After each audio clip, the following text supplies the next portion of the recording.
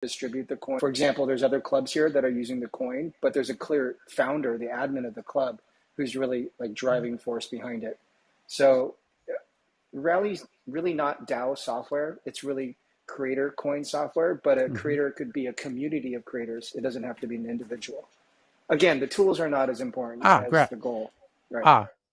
Right. So it's kind of like a not quite DAO-ish in its vision. It's more about that's right. Community building and somehow rewarding contributors to a community. Yeah, you can connect it to voting tools like Snapshot, and we could check who has the coin. So there's ways to do that. And of course, the coin can be distributed to people so they can benefit from the dividends or rewards, or you can launch NFTs. Rally's easy for anyone to use. So if you don't have an account, go to rally.io. It's very simple. You don't have to worry about, Ethereum wallets and other things as well. Both my parents have my coin, and it was easy for them to set up. Yeah, it is. That's the thing. I think it's probably the easiest crypto thing I've seen. One of the easiest crypto things I've seen yet. Does the Rally coin works? Coinbase, I think, is not only an investor, but it works inside of Coinbase. Yeah. So Tyler, one thing I will say is there's a I think going back to what Jeremiah was saying, there are so many different Web3 tools out there. So think about everything from NFTs around juicy data, just think from there all the way to DAO for community management and creator, because we're all creating together. How we think through how much you get for what you created, and how we're thinking about that versus actual, what I consider Rally, and please correct me, Evan, Jeremiah, and everybody else. But the way I think about Rally is more around your community and how your community values you, not how creators are valued internally that are actually supporting that community. And so there are all of these, unfortunately or fortunately, I've been doing a lot of deep dives in this, and I'm what it comes out as is there are a ton of different tools that together help you set up your unique community experience. And it's becoming very mature. It's actually surprising how mature it's already become. That's right. There's three stools here, right? It's crypto, creator, and community. Legs to the stool. Excuse me. The three C's.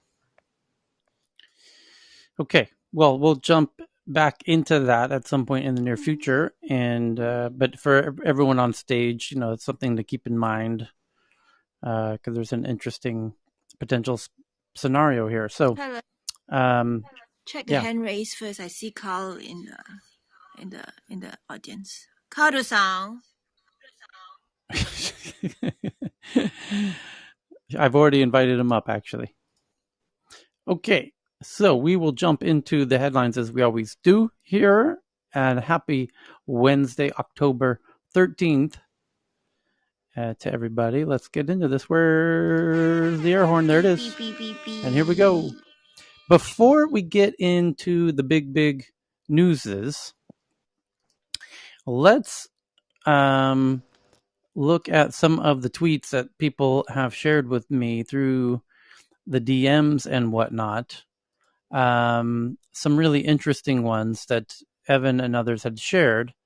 For example, Evan found a really interesting video that I'm tweeting right now to the Tech News Twitter account at TNATW of a computer-generated virtual human created by Tokyo-based computer graphics company called Modeling Cafe with 330,000 followers on Instagram. Cool. And she looks like Hamasaki Ayumi, by the way. I was going to say that. Well, no, she also looks like Ebi-chan. Oh, I think, looks like a younger version of... Ebi... Hara... What's Ebi's last name? Hara... Harauchi? Anna Marie, you're hot. Wow. Hot mic. Ebi... Whoa. Hot mic. TMI, Chris. Ebihara Yuri Ebihara, but they call her Ebi-chan in Japan. She's like she's very many commercial. Yeah, right. everywhere. Yeah, now she's now 42. I used to have a huge crush on her, by the way, when I lived in Japan. But yeah, she was very much my type.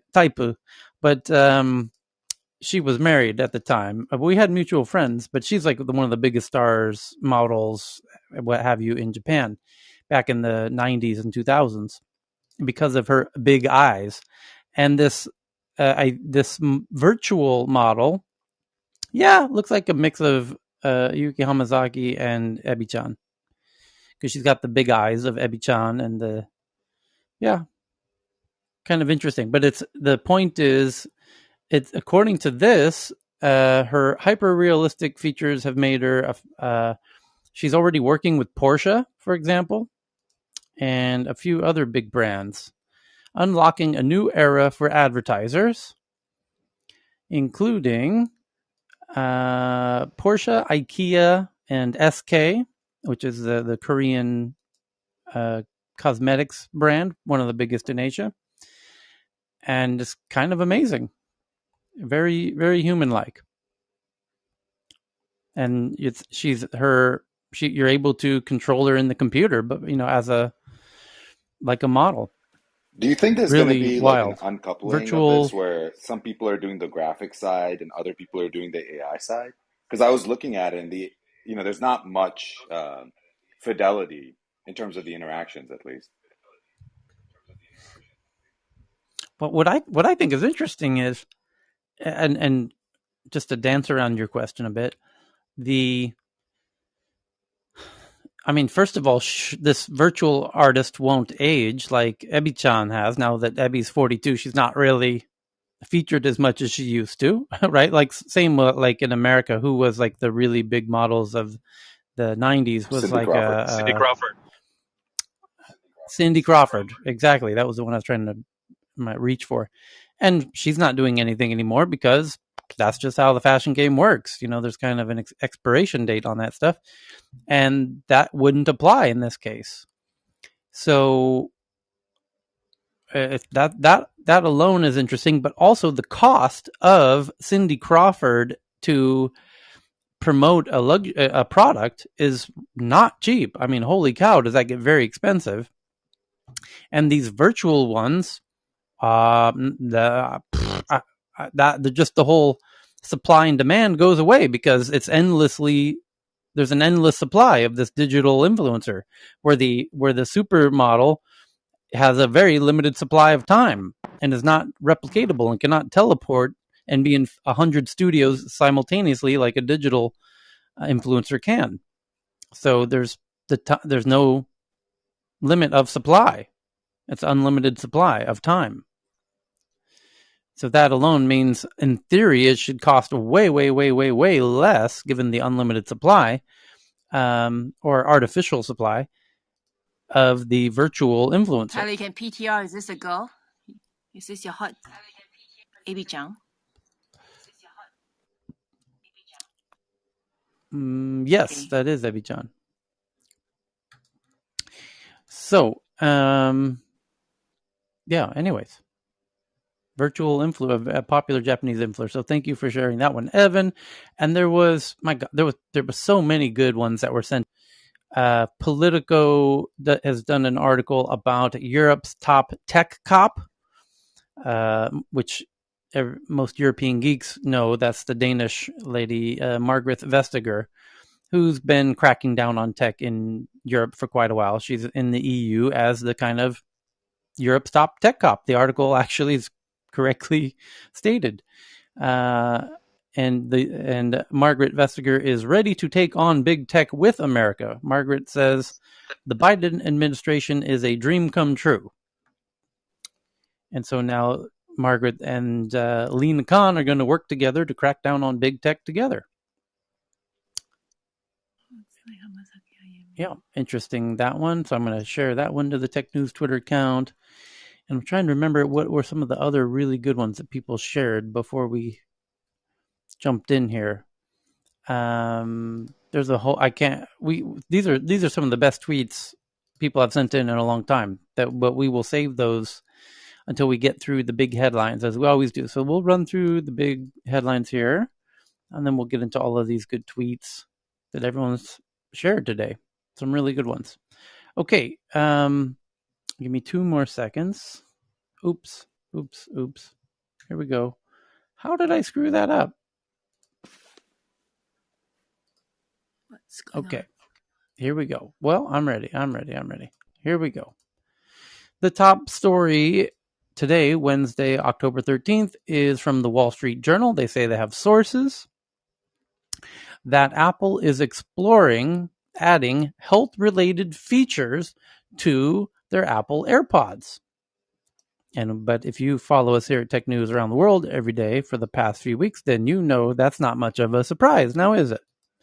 But for everybody else, that probably is quite a surprise. But that makes all the sense in the world if you're a regular tech newser. Reading body temperature and monitoring posture as 2 of the first named abilities of the AirPods. It could do a lot more than that even. But this article from the Wall Street Journal says earbuds can be offered as hearing aids, which, by the way, that function exists today, right now. In fact, it was just implemented and added in the latest version of the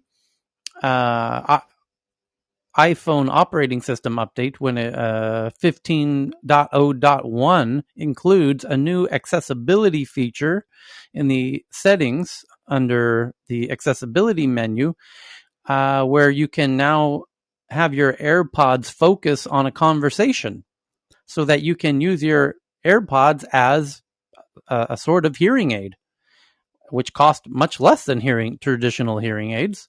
And the question is, how well do they function as hearing aids? And it's, according to Apple, they're able to focus when you turn on this conversation focus mode.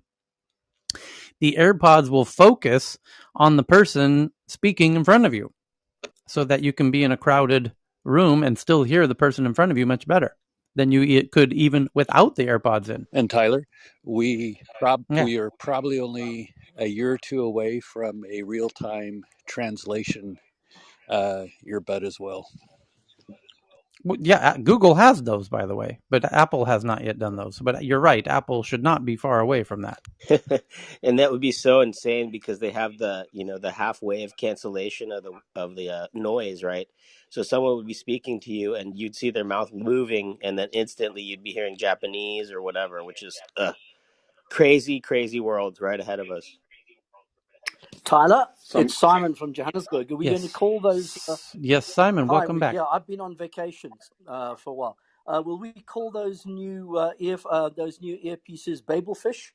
If you know about the Alta Vista Babelfish? No. The original book? Hitchhiker's Guide to the Galaxy of Babelfish. That's right. Yes, it was in Hitchhiker's Guide. That was the original source. What you stuck in your ear, and you could understand what someone else was saying. Yeah, no doubt it should be called that, but no doubt somebody owns that trademark for that use case. Yeah, that's definitely going to happen in our lifetime. It's already happening, and I've had friends in Silicon Valley. I have one particular friend who's been working on that iPhone app for since 2007, and Apple and Google are both constantly making improvements to their iPhone app versions of that, and of course, you could then tap that into your AirPods and combine it with this feature of this hearing aid conversation focus feature, and then bada boom, bada bing. It's getting better all the time. But at the moment, Google seems to have the focus on that because it fits more with their product roadmap. But yeah, no doubt that's so elegant too, right? Because those AirPods have what they call beam-forming microphones. And so wherever you're looking, it's going to put it's going to focus like right where your mouth is. But by adjusting the beam focus, they could say, well, if we know you're looking at somebody, you happen to always turn your head to look at someone to talk, right? So it doesn't make it that hard to say, let's just make the beam a little bit wider, or let's cast a wider beam and we'll get everything in that vicinity. And that's how they're pulling it off. It's just really elegant. Well, even beyond that, it's rumored that the latest iMacs, the camera on the iMac can see you when you're talking on a Skype call, for example, or a Zoom meeting, and the camera knows where your mouth is, and it directs the microphones to aim at your mouth, so it removes the background noise, which is kind of genius. And then you could imagine the same might happen in the future when we have AR glasses that have outward-facing cameras and inward-facing earphones. And as you say, you could do real-time translation, in which, by the way, Lakeisha and I living in Thailand, it's quite often, at least once a week, I use the Google Translator communication app to have conversations in Thai. And it gets you by. It'll get you out of a jam. And so this article from the Wall Street Journal says that Apple's studying ways to make AirPods into a health device, including for enhancing hearing, reading body temperature, and monitoring posture, according to documents reviewed by the Wall Street Journal and people familiar with the plans. The plans further demonstrate Apple's ambitions to add health and wellness features to devices beyond the Apple Watch, where most of the company's health functions exist today. Apple is also working on technology that aims to use iPhones to help diagnose depression and cognitive decline. Let me click on, that's actually a link, that sentence. So let me see what they're referring to here for a second. Company is working with UCLA and Biogen to see if sensitive data like facial expressions, typing metrics could signal mental health concerns. So they're going to be able to detect from your facial expressions from the camera or your typing cadence, which is that has a really interesting fingerprint signature to it, and they might be able to detect depression or cognitive decline in your typing and in your facial expressions from the camera and from the keyboard. So in addition to that, they'll use the AirPods for, as it says, the body temperature. That's wild, because your body temperature can indicate illness. And even there's a lot of studies from UCSF around early detection of COVID through body temperature. And by the way, women with their ovulation cycles can be more accurately monitored and they're through just using real-time the body proximity temperature sensor, monitors, which is also infrared, to do the temperature measurement, which is again another brilliant reapplication of your existing tech. I'm curious what the it has posture has to do with it. So That's really primarily, so it's for fall detection, and also posture is very much connected to musculoskeletal issues. wow. And so the ability to take the watch plus the posture from the AirPod could essentially help you predict if you need postural therapy, or if you need, for people that don't know, when you have bad posture for a long amount of time, you can actually increase, especially in your 40s and 50s, that can lead to spinal issues. And so if you can prevent that, that is a huge cost savings for the system at large, and huge pain that you can get rid of. Spinal surgery is no joke. And you could probably go ahead, Chris. Lakeisha. I was just going to say, I sat up as you were talking, Danish. I was slouching on the sofa a little bit. It's getting late here, but yeah, I just sat up. I have to imagine that between the phone and the watch and the AirPods, they could detect very subtle posture changes related to your energy level, and even if you might have an injury of some kind, like in your foot or in your knee or in your hip. And even when you've injured yourself slightly, you sometimes limp in a very minuscule, undetectable way, but the devices could detect it. And Apple would know, oh, you injured yourself on your right knee or your right ankle or your right hip or your left hip or what have you. That's just such a wild idea. Or maybe early detection of Alzheimer's and Parkinson's. Yep. Right? Just think about that.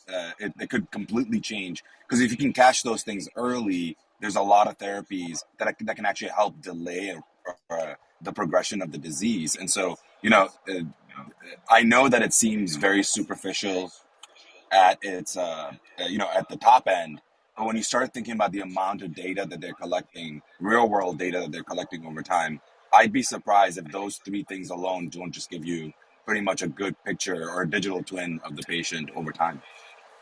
Yeah, and there's just so much data in there, right? I'm sure over time, Apple's probably just going to have an algorithm like, we sent something funny. Can you tell us what's up? You know, and you just fill out a form. Well, I tripped on something or I ate something bad, and this is how I'm feeling now. And the ability for the data sets to get combed through is mind boggling. So yeah, I imagine. Go ahead, John. Yeah, the issue that Dennis raised with Alzheimer's is really critical. But eating, like you said, like when you have deli belly kind of, upset GI tract issues, I imagine there's a signature change in your minuscule change in your posture, where you kind of, it's a weird sort of double limp, like you kind of take shorter steps or whatever when your stomach is really upset. Yeah, your gait changes. I wanted to point at the thing in Alzheimer's, and that is that for 3 decades we've been chasing the wrong pathway in the cause of Alzheimer's, and now we have a much better insight into what actually causes Alzheimer's, very different than what all the pharmaceutical companies have been chasing. So the relevance of this is there will be effective treatments for Alzheimer's very soon based upon looking at the true cause, and early detection will allow us to arrest and potentially reverse changes early, which may be much more difficult to do later on. So this early detection thing is arriving at a time when we will probably have fairly effective therapies within a couple of years. So, anybody this would be great. I mean, I live in Canada. I'm Canadian.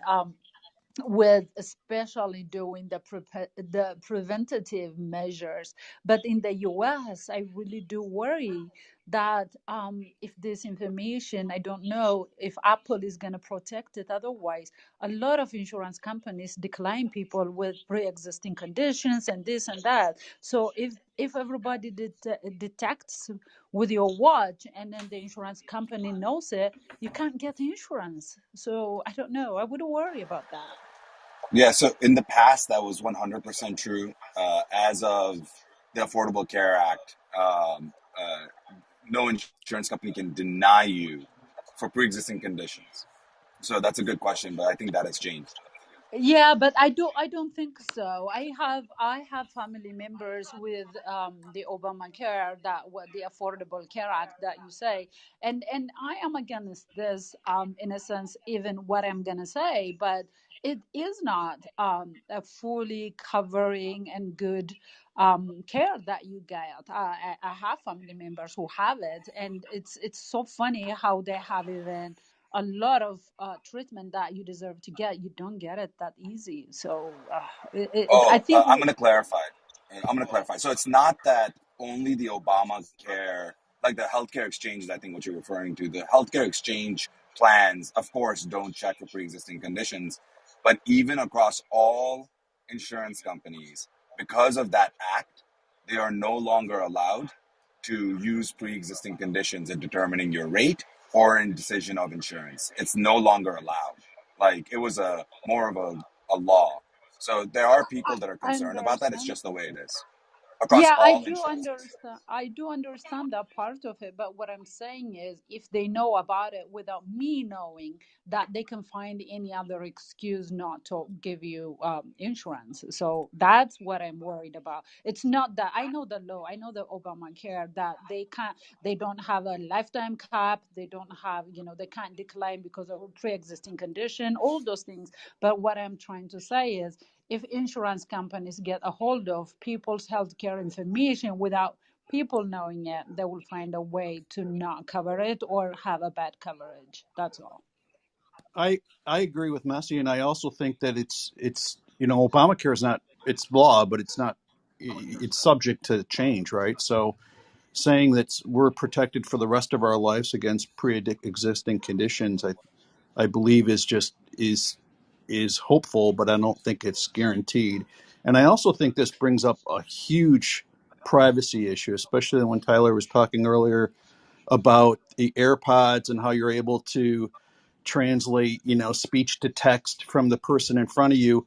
What's going to prevent you in the future from having an option to be able to look across the room at someone that there's no way that a human ear could hear, but your AirPods can, and it can convert that to, speech to text. And then you've got, the eavesdropping issues. I think just privacy issues are going to be a huge, huge concern going forward with all this great technology.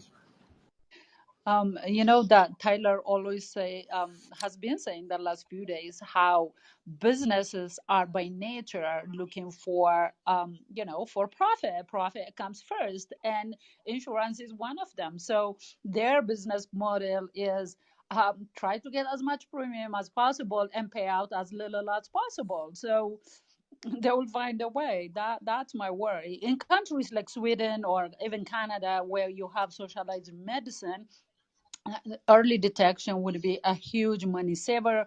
Also, a lot of people would save a lot of pain because they can take care of it early on because it's covered. But other places that they care, they have private insurance. It's a little bit worrisome to me.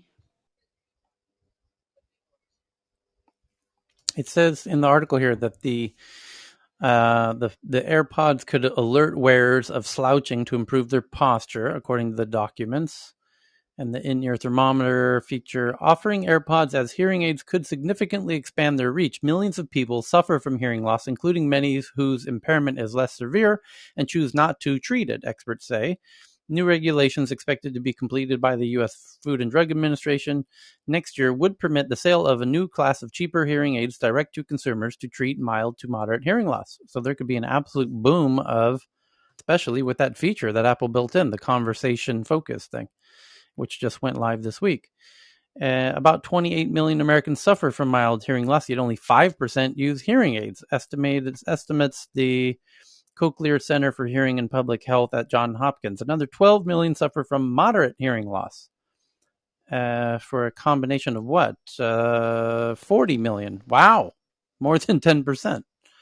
Is this a potential disruptor for that particular part of the medical device industry? Sure sounds like it.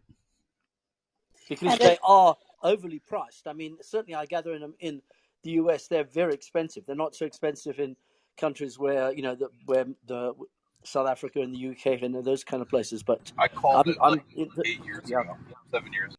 It's price and it's lifestyle. I think especially as Gen Xers start to age into aging even more indiscreetly, we'll have more people that might be a bit, self-conscious. My mother is nowhere near a Gen Xer, and she's not a vain person, but it took her 2.5 years to get a hearing aid because she never felt like she needed one. So I think it's the cost, but I also think that if there is a device that can also, serve multiple functions and not look geriatric, it would have a huge appeal. There's I agree with all the comments above. So the premium companies, there's really only 3 that are creating the quality hearing aids. One of them is called Eargo, and they have been trying to make their products more consumer friendly.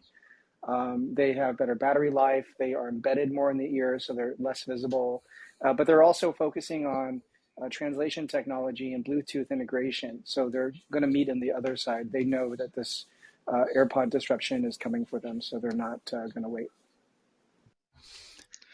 The Danish hearing aid industry has like 40% of the world market, and I'm sorry to say, but they have definitely been sleeping through all this, and they are nowhere ready for Apple taking over this area. So that's kind of sad as a Dane to say that. But I would like them to have a simple microphone inside, listening to not your thoughts, but what you're drinking and eating. And I think they could collect a whole bunch of data with our elderly population that is not drinking enough in the summertime, and remind them about it and all that. So I think there's a lot to be done here. So absolutely.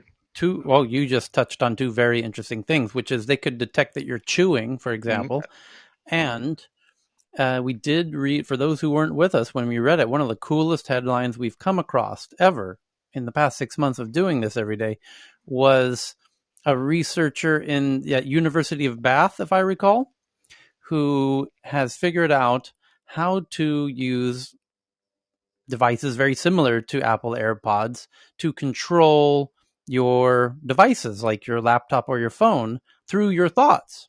That you could do incredibly minuscule muscle barely movement, and they could detect that yes, inside the hearing aid. That's right. That was so correct. cool. Yeah, absolutely.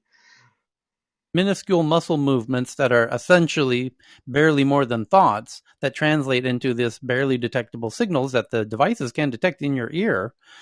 That can, unlock your phone, send an SOS message, call, your most, repetitious things. You could pause your, Spotify by a basically barely more than a thought of a minuscule muscle movement inside of your ear. Yeah, you could detect breath rate from AirPods. Yeah. So I wouldn't dispute that it could be done, but the question for me is how often do you do inadvertent things?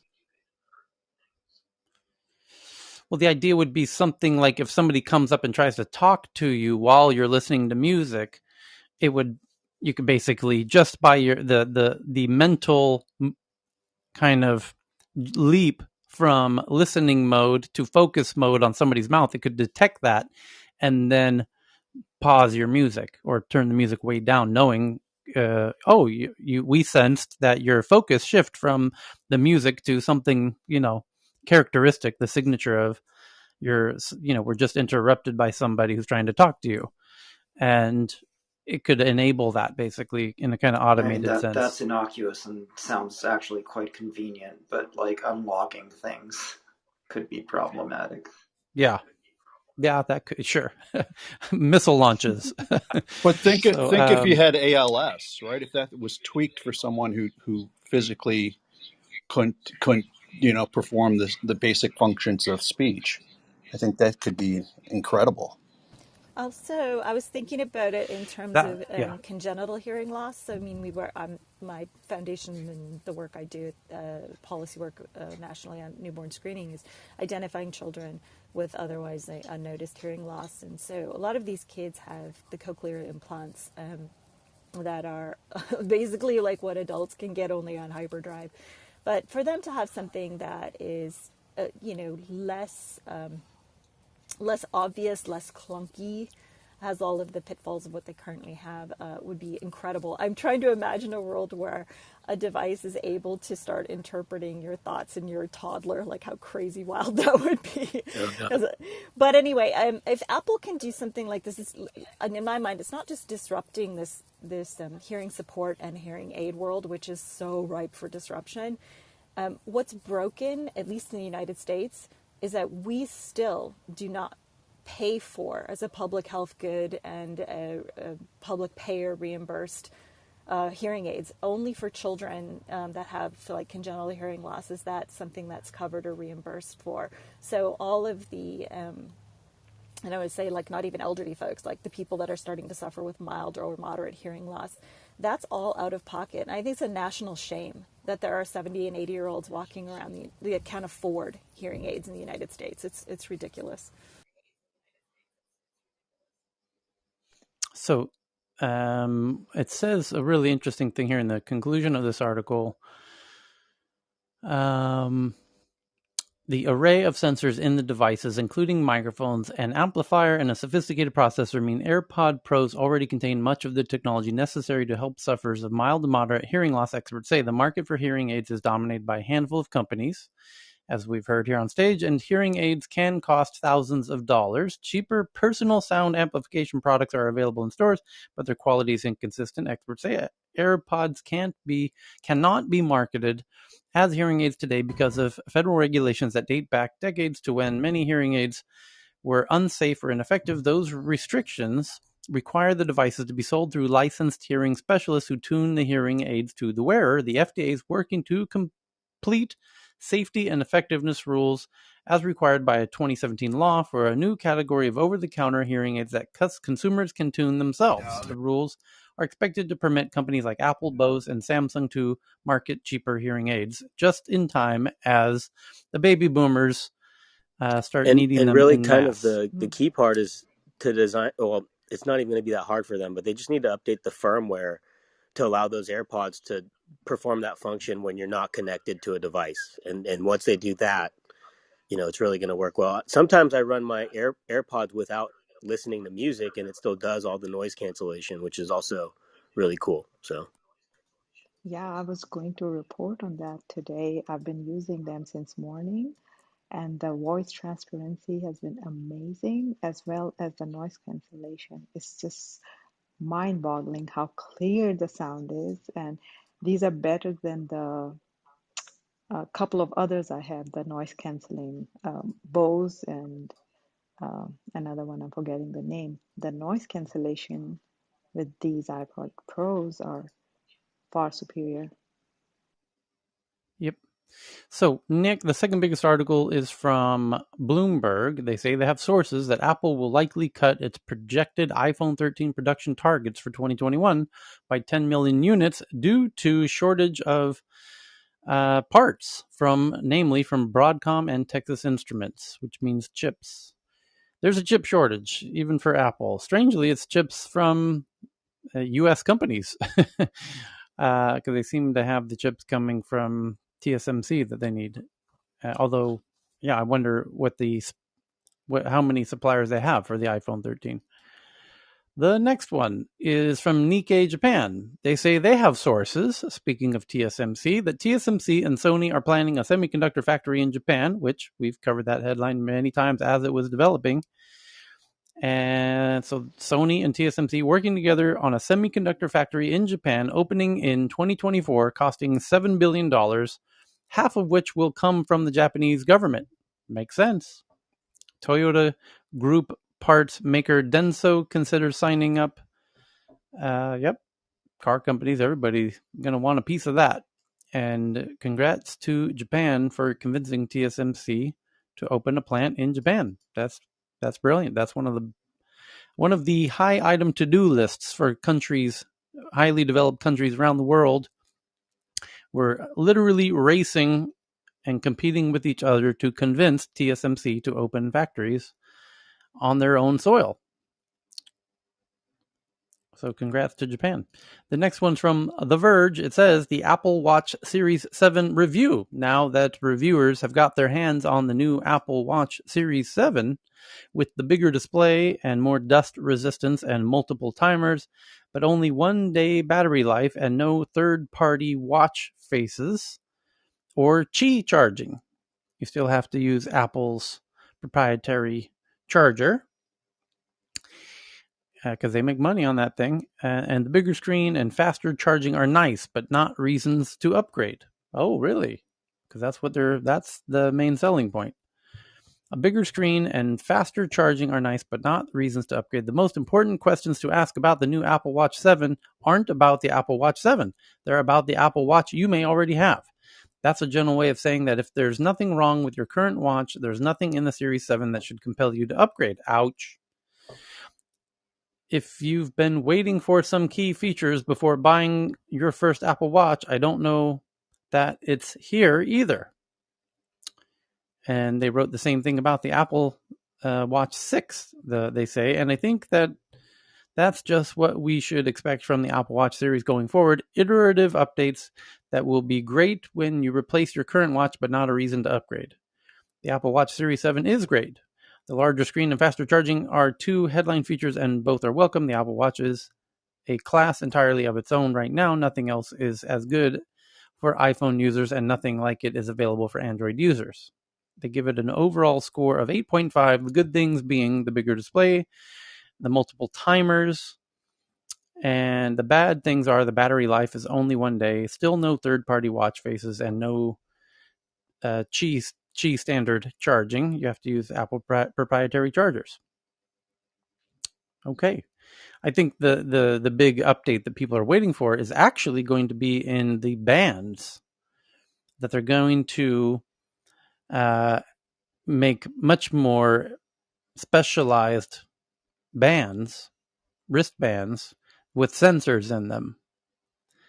I can assure you of this, because that's where they're going to be able to get tons of incredibly valuable data, is from the wristbands that can then feed into. Yeah, Tyler, I was going to ask.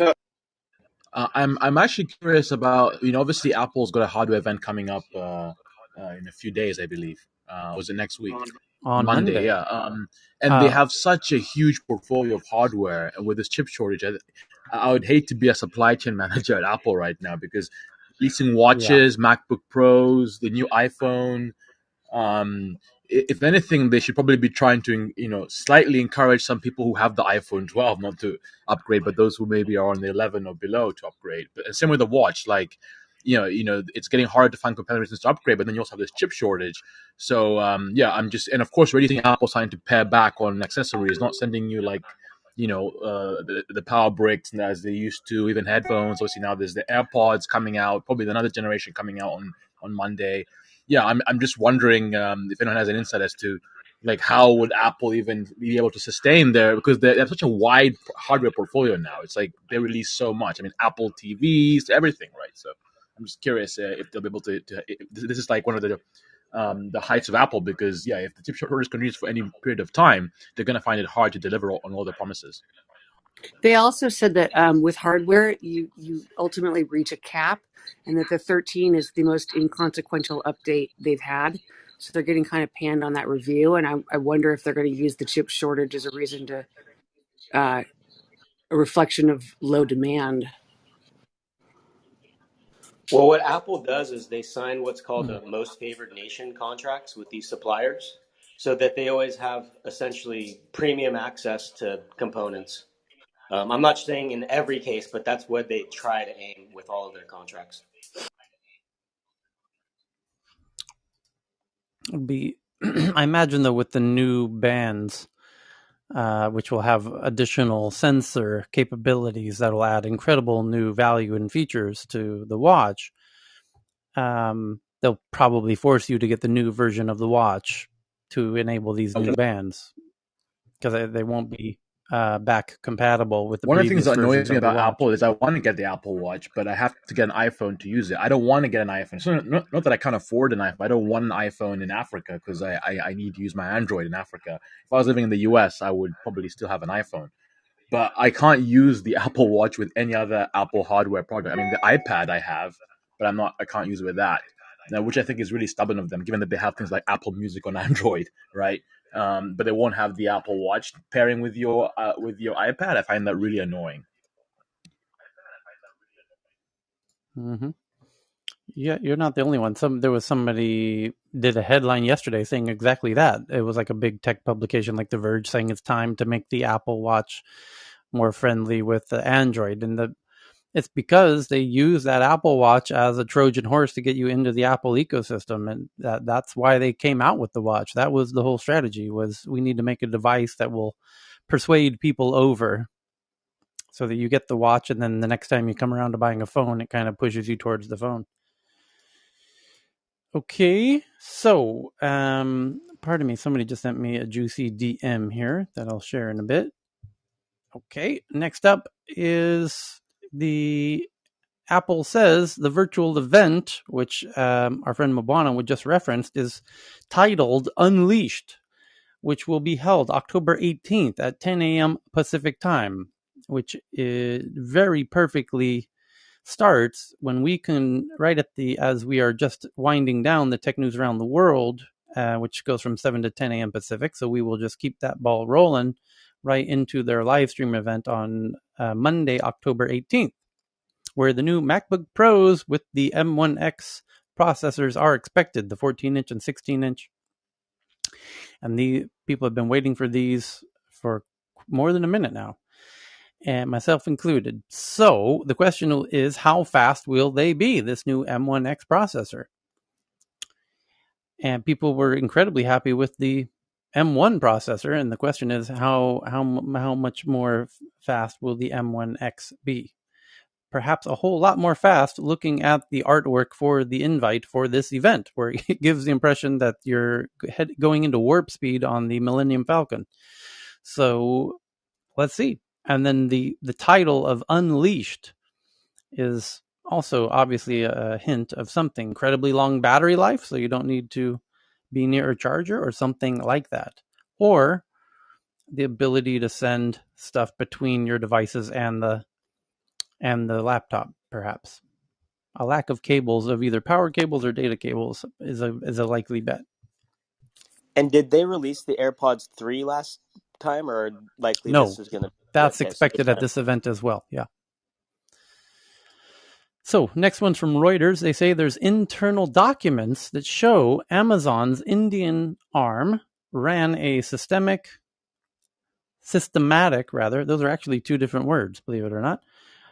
Amazon's Indian arm ran a systemic campaign to create knockoff goods and boost them in search, starting back in 2016. A trove of internal Amazon documents reveals how the e-commerce giant Amazon ran a systematic campaign of creating knockoff goods and manipulating search results to boost them. That's interesting. And where did you get these documents? Reuters. Amazon copied products and rigged search results to promote its own brands. Documents show. Dun, dun, dun. Say it ain't so. Amazon putting profits above its users? This is essentially nearly identical to the accusations against Facebook that's getting so much heat these days. And here again is yet another sort of whistleblowing event of leaked documents that's getting another big tech company in trouble. A trove of internal Amazon documents reveal how the e-commerce giant ran a systematic campaign of creating knockoff goods and manipulating search results to boost its own product lines in India, practices it denied engaging in. Oh, so you knew this was happening and you denied it. I can't wait for the whistleblower to have their Senate hearing. And at least 2 top executives reviewed the strategy. Amazon.com has been reportedly accused of knocking off products it sells on its own website and of exploiting its vast trove of internal data to promote its own merchandise at the expense of others. The company has denied the accusations, but thousands of pages of internal Amazon documents examined by Reuters, including emails, strategy papers, and business plans, show that the company ran a systematic campaign of creating knockoffs and manipulating search results to boost its own product lines in India, one of the company's largest growing markets. The documents reveal how Amazon's private brands team in India secretly exploited internal data from Amazon.in, meaning India, to copy products sold by other companies and then offered them on its platform. The employees also stoked sales of Amazon's private brand products by rigging Amazon's search results so that the company's products would appear as one 2016 strategist report for India put it, quote unquote, in the first 2 or 3 search results when customers were shopping on Amazon in India. Among the victims of the strategy, a popular t-shirt brand in India called John Miller, which is owned by a company whose chief executive is Kishore Biyani, known as the country's retail king. Amazon decided to follow the measurements of John Miller shirts down to the neck circumference and sleeve length, the document states. The internal documents also show that Amazon employees studied proprietary data about other brands on Amazon in India, including detailed information about customer returns. The aim to identify and target goods described as reference or benchmark products and replicate them as part of that effort. The 2016 internal report laid out Amazon's strategy for a brand the company originally created for the Indian market called Solimo, Solimo. The Solimo strategy, it said, was simple. Use information from Amazon India to develop products and then leverage the Amazon Indian platform to market these products to our customers.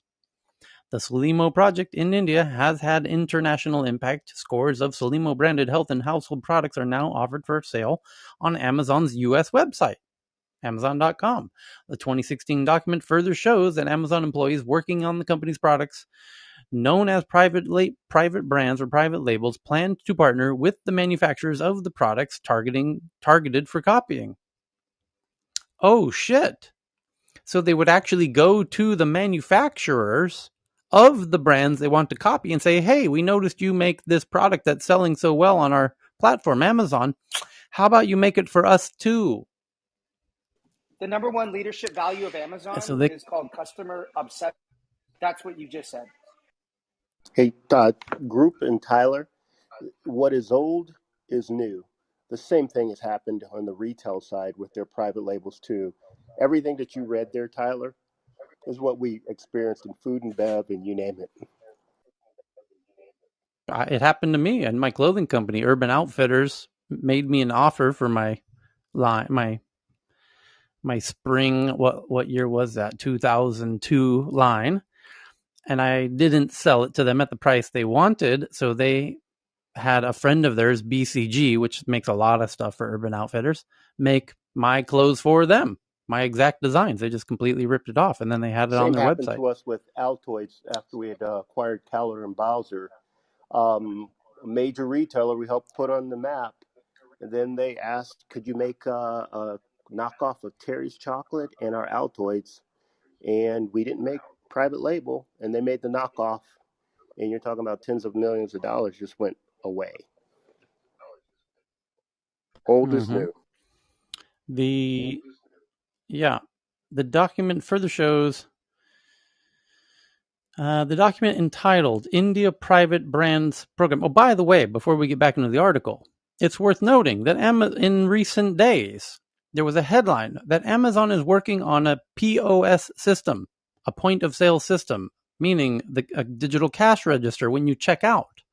And the idea is they would provide this to retailers around the world, so that you have a store, some mom and pop shop and whatnot, and then you sell stuff, and then people come up and they pay for the stuff.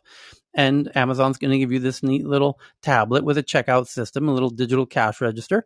And of course, they're now going to know what everyone's buying inside of your store, just like they do on their platform, Amazon.com or Amazon Tyler, India. You can imagine and the question using is, their technology of Amazon Go, and then having this technology applied to your store will make you that you have no needs for a cashier.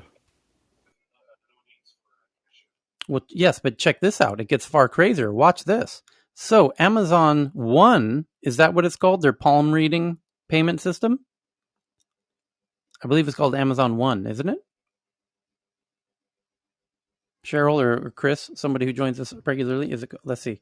Amazon One. I'm almost certain that's what it's called. Yes, Amazon One, a new innovation. A new, fast, convenient, contactless way for people to use their palm to make everyday activities like paying at a store.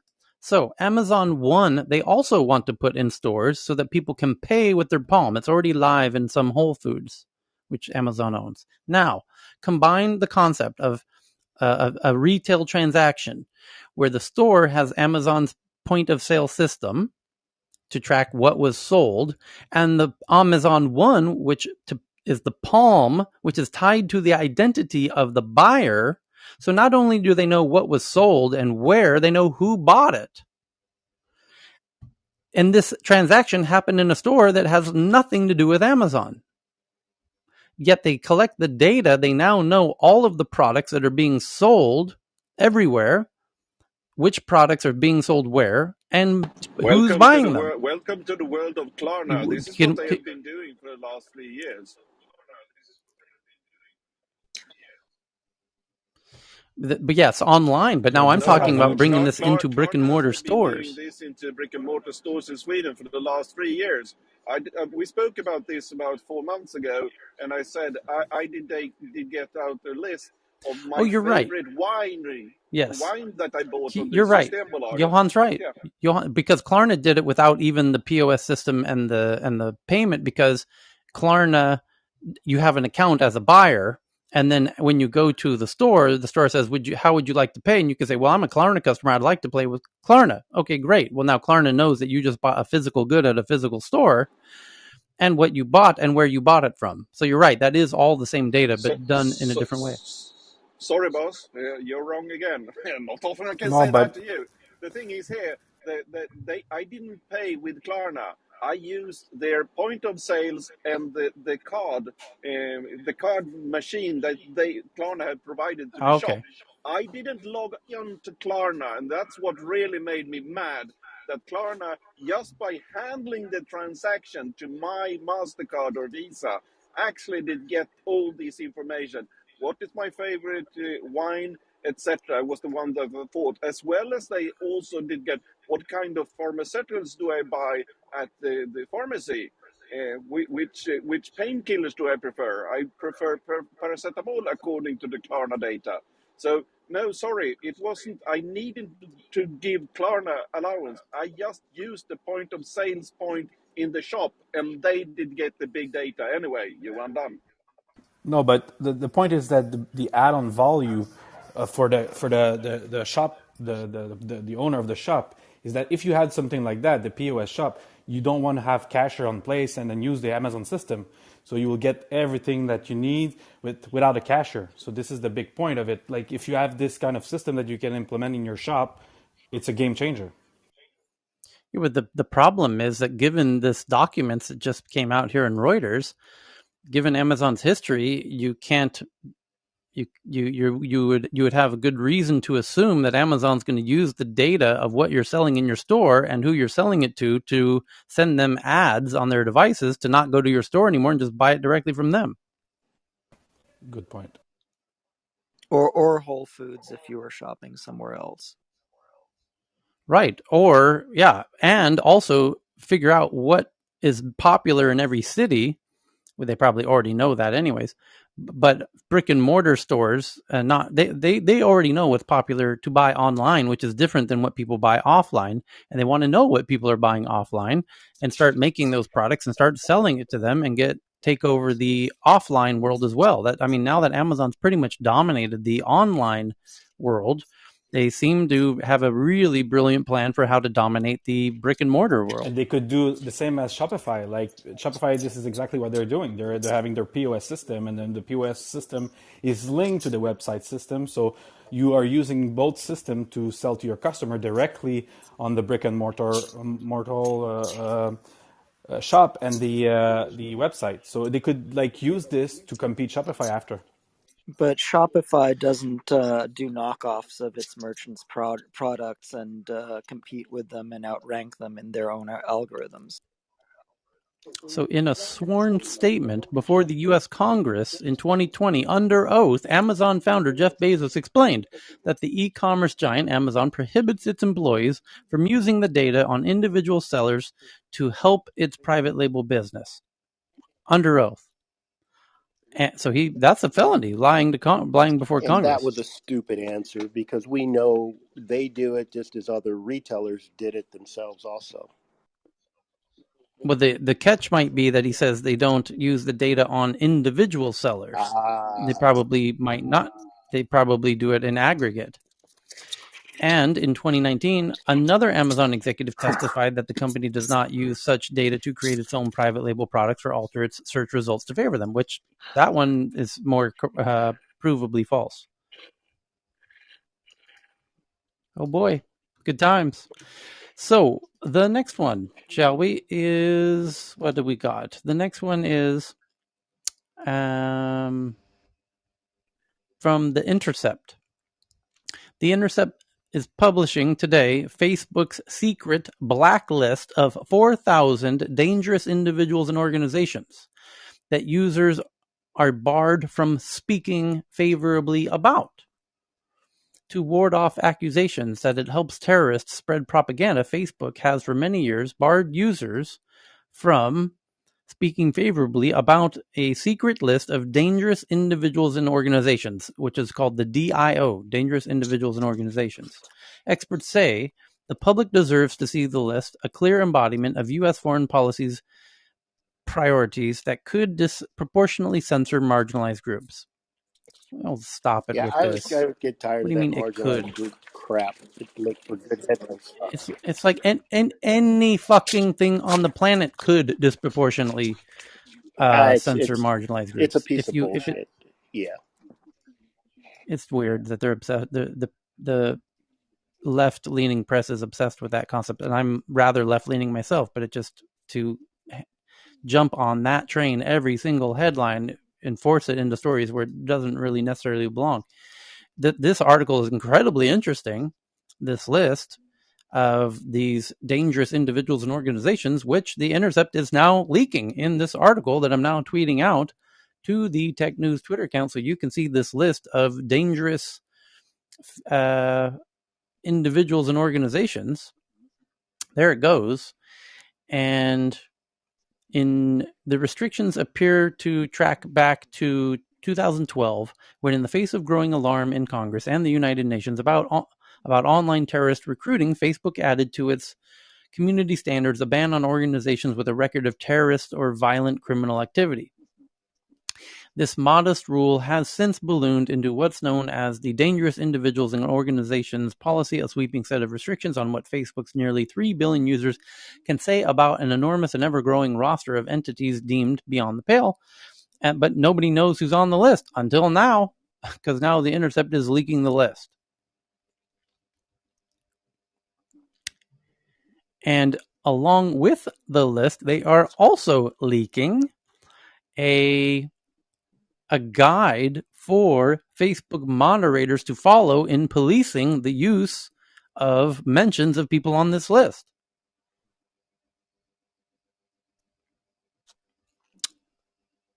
Super interesting. And the question is, what is the source of the list? And here we are, 2 headlines in a row of leaked documents, the Amazon India documents, and now Facebook internal Blacklist, which it was from a different leaker than our friend, the whistleblower. Boy, these big tech companies got a whole lot of leaky leaks happening. So next up is, what's next? The Verge. Samsung announces its Galaxy Unpacked Part 2 event will be held virtually on October 20th at 7 a.m. Pacific. And for those clever folks who've been paying attention, that means we now have 3 events coming up next week. October 18th is the Apple event. On the 19th is the Google Pixel 6 event. And the 20th is the Samsung Galaxy event. 3 in a row. We have a hat trick trifecta, folks. It's Geek Week. The thing is, all next week. The 20th, there's also a security room scheduled at the same time. Might be wise to move the security room, Johan. On October 20th, 7 a.m. Pacific? Yeah, 1900 hours Central European time, 1930 Central European time. Let's check the hours there so we don't collide them. I don't think it's the same. No, because this is the same time we start Tech News Around the World at 7 a.m. Pacific on October 20th, Wednesday. So, yeah, we could start the first hour with the live stream, to be honest. The next one's from the Financial Times, who says they've done research that China's Bitcoin hash rate share fell from 44% to 0% between May and July, as the U.S. rose from 17% to 35% in April to August, and Kazakhstan rose 18%. And there you go. Now we know where the Chinese crypto miners went. Very nice. About a whole bunch of them went to Kazakhstan, just across the border. And because they were already up near Inner Mongolia anyway, so that made sense. And then a whole bunch of them came to the U.S. But we knew that before anybody else. In fact, we knew that before the whole shebang went down, because one of the main people responsible for crypto mining in China sent us the DMs apologizing for not appearing as regularly in Tech News Around the World, because he's busy moving all of the mining rigs from China to Texas. And then sure enough, a week or two later, we started seeing the headlines. China cracks down on crypto mining. So the next one is from CoinDesk, that Stripe begins hiring a crypto team to build the future of Web3 payments 3 years after ending Bitcoin support. And now they are no doubt getting daily comments asking them to add support for crypto. And this is actually important news, more than it might seem, because while Stripe is one company, Stripe is the payment layer on millions and millions, tens of millions of websites use Stripe for their payments. currently to receive and deal with credit card payments, including Clubhouse. The tip jar in Clubhouse that you use, you pay with your credit card. You can send me a tip on my account, and that goes through Stripe. So when Clubhouse wanted to add the tip jar, they added Stripe. That deals with credit cards. Bada boom, bada bing, super easy. Now that Stripe is building a crypto team, let's be clear, they're adding that because all of the tens of millions of websites who use Stripe are saying, hey, could you please allow me to accept crypto as well on my website? And Stripe is getting very tired of answering that email. And so now they're building that team to add that functionality, which means Clubhouse tip jar will in the very near future allow you to pay with crypto. And that's very interesting because it will go into my Stripe account, which to enable tip jar on your account, as I have done in my Clubhouse account, I had to add a Stripe account, which is super easy to do. In fact, I already had one before I joined Clubhouse. And the point is, when somebody tips me today with credit cards, it sits in my Stripe account, or I can forward it to my bank account. And in the very near future, Clubhouse will, when they log into their Stripe account, they will see the option to toggle on allow crypto payments with one tiny little toggle. Boom. And now tens of millions of websites will be able to accept Bitcoin and cryptos. Tens of millions of websites in a single day, sometime in the next, 4, 5, 6 months. There will be a headline in 3, 4, 5 months that says Stripe has enabled crypto for all of their tens of millions of websites that use Stripe. And Clubhouse will be one of those on that day. And now you'll have tens of millions of websites that today do not accept crypto that will. And where this gets very interesting is today, if I want to send crypto to friends and my parents or my relatives and whatnot, or you, there's a bit of friction there. You need to have a crypto wallet. I need to have a crypto wallet and, teach you how to send and receive that. In Clubhouse, that could become very easy and all over the internet. But if then people could, if I wanted to send some crypto to my sister, I could say, jump in Clubhouse. I sent it to your Clubhouse account. So it's going to be very interesting. But I mean, especially when does this get linked with Apple Pay or with Google Pay, and then it just becomes trivial? That's the real question here. Washington Post is next. Regulating social media algorithms, an increasingly appealing idea among U.S. lawmakers. Yeah, good luck. Is very hard to get right, exactly, without running afoul of the First Amendment. You got that right. Whistleblower Frances Haugen says the software that decides what we see in our social feeds is hurting us, but reforming it won't be easy. Damn right. You got that right, Francis. That part we can agree on. That part Facebook would agree on. That part everybody who knows anything about algorithms and AI agrees on. That shit ain't easy. That's going to be very tricky. On Facebook, you decide whom to befriend, which pages to follow, which groups to join. But once you've done that, it's Facebook that decides which of their posts you see each time you open your feed and which you don't. The software that makes those decisions for each user based on a secret ranking formula devised by Facebook that includes more than 10,000 factors, that's the important part, is commonly referred to as the news feed algorithm, or sometimes just the algorithm. On a social network with nearly 3 billion users, that algorithm arguably has more influence over what people read, watch, and share online than any government or media mogul. That's correct. It's the invisible hand that helps to make sure you see your close friends' wedding photos at the top of your feed rather than the forgotten high school classmates' post about what they had for lunch today. But because Facebook's primary goal is to grab and hold your attention, critics say it's prone to feed you that high school classmates' posts of a meme that demonizes people you disagree with rather than, say, a balanced news story or an engrossing conspiracy theory rather than a dry scientific debunking. That's right, Will, who wrote the article, and it's also why you at the Washington Post is filling your headlines with utter garbage clickbait trash. And that's why the news media is dying. Because you're no longer doing journalism. you're playing into this Facebook algorithm by writing utter dramatic garbage. And you're no longer doing news because Facebook doesn't prioritize news. They prioritize inflaming, aggravating, irritating garbage. And that's why you're writing that irritating garbage and no longer doing actual journalism. And it's very regrettable.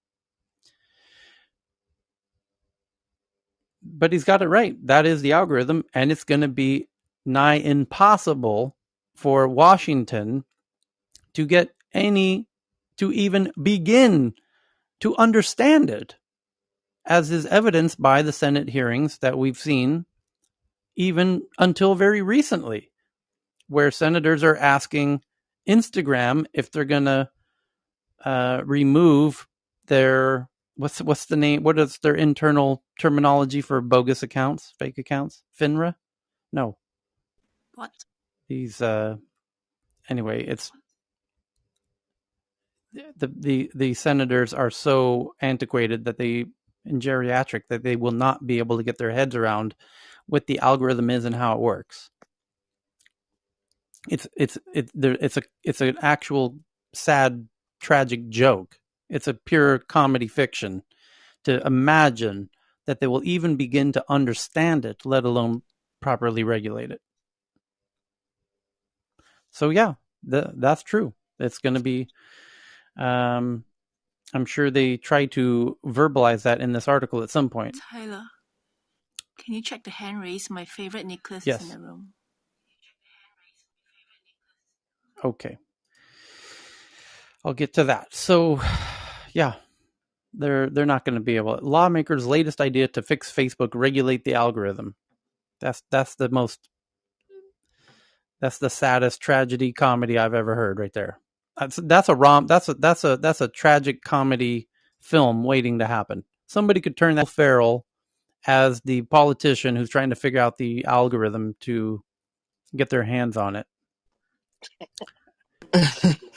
Which Saturday Night Live comedians should be cast in this tragic comedy? Elon Musk. Okay, where's our friend Nicholas? There we go. Okay, so the next that's not worth reading that article. Francine is here. Dr. Okay. Francine. Okay. So the next one is to covered Stripe and the crypto, and let me just scan the audience one more time before we get into. Sharon's in the audience. Hold on one second. We got Azak. Hands up in the air. Hold on. We got Carl. We got Nicholas. There's Dr. Francine. Okay. I think I got everybody. If not, just raise your hand and we'll get you up. Okay. Then the next one is that a Seattle-based company called Carat with a K, K-A-R-A-T, like the weight of jewels, which helps companies conduct technical interviews, raises 110 at a 1.1 billion valuation by Tiger Global. Stockholm-based Funnel, which makes a no-code tool to organize and create reports from marketing data, raises 66 million, says it's planning for an IPO in Sweden. And Coinbase announces it will let users buy, sell, and showcase Ethereum-based NFTs by the end of the year. As Coinbase is the latest in a long line of tech platforms to embrace NFTs. And as our friend Jeremiah on stage tweeted, Coinbase is launching an NFT marketplace. Where else will we see this? My predictions: Adobe, Behance, Amazon, eBay, Getty, which is a genius use case with Getty, by the way. Facebook Marketplace also. Our NFT purchases will display on Twitter, which is currently underway, TikTok, which is partially happening, and Facebook and LinkedIn, which I completely agree with.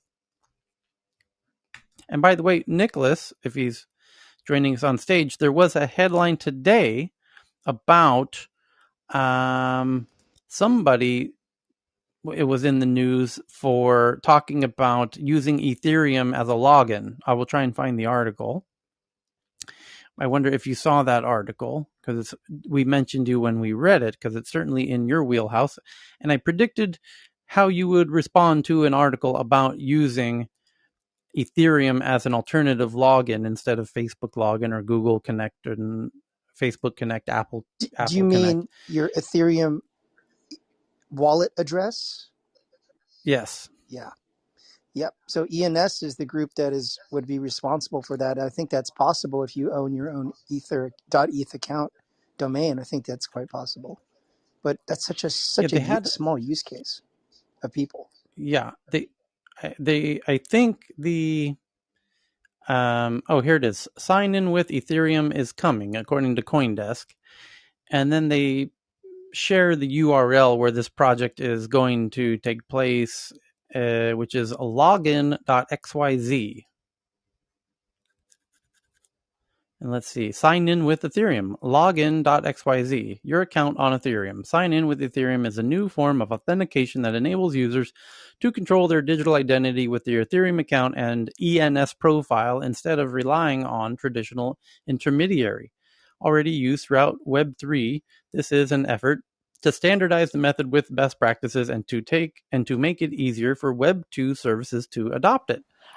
Now, I think, Tyler, that if you have like a MetaMask or a Coinbase wallet, that's how you authenticate. Mm-hmm. I'm not sure that you need your name as an ETH address, but I know that I have mine.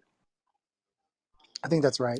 And in this Coinbase article, they link to and make the point in the link where it says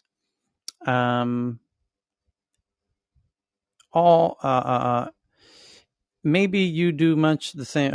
If you've ever used your Facebook account to log into another service online, you've been helping the social network make your online experience more toxic, even if you're not a user of Facebook itself. Or maybe you do much the same using Google or Apple identity services. All involve major trade-offs, like possibly having your data shared with the U.S. intelligence agencies. And then that word is a link, and it takes you to a Guardian article that says, the NSA PRISM program taps into user data of Apple, Google, and others. Top secret PRISM program claims direct access to servers of firms including Google, Apple, and Facebook. So they have a point there. And if Nicholas is able to get on stage, Nicholas, I invited you up. You might need to bounce out and back in. But I can predict what Nicholas is going to say, which is, indeed, those platforms are centralized of Facebook, Apple, and Google, and are compromisable by the intelligence agencies. And he would also argue that Ethereum is actually, in this sense, not much different, that it's still technically centralized. And that what we really need is what he's working on is a truly decentralized system owned for and by the users themselves. I would agree with that. Am I correct, Nicholas? I would agree with that too, but where is it? Well, we got to get him on stage, which we're having a technical difficulty with at the moment. Okay, I'm not Nicholas, you jump out, jump in, and then click on your own profile picture in the audience, and then there will be a button in the bottom to join the stage.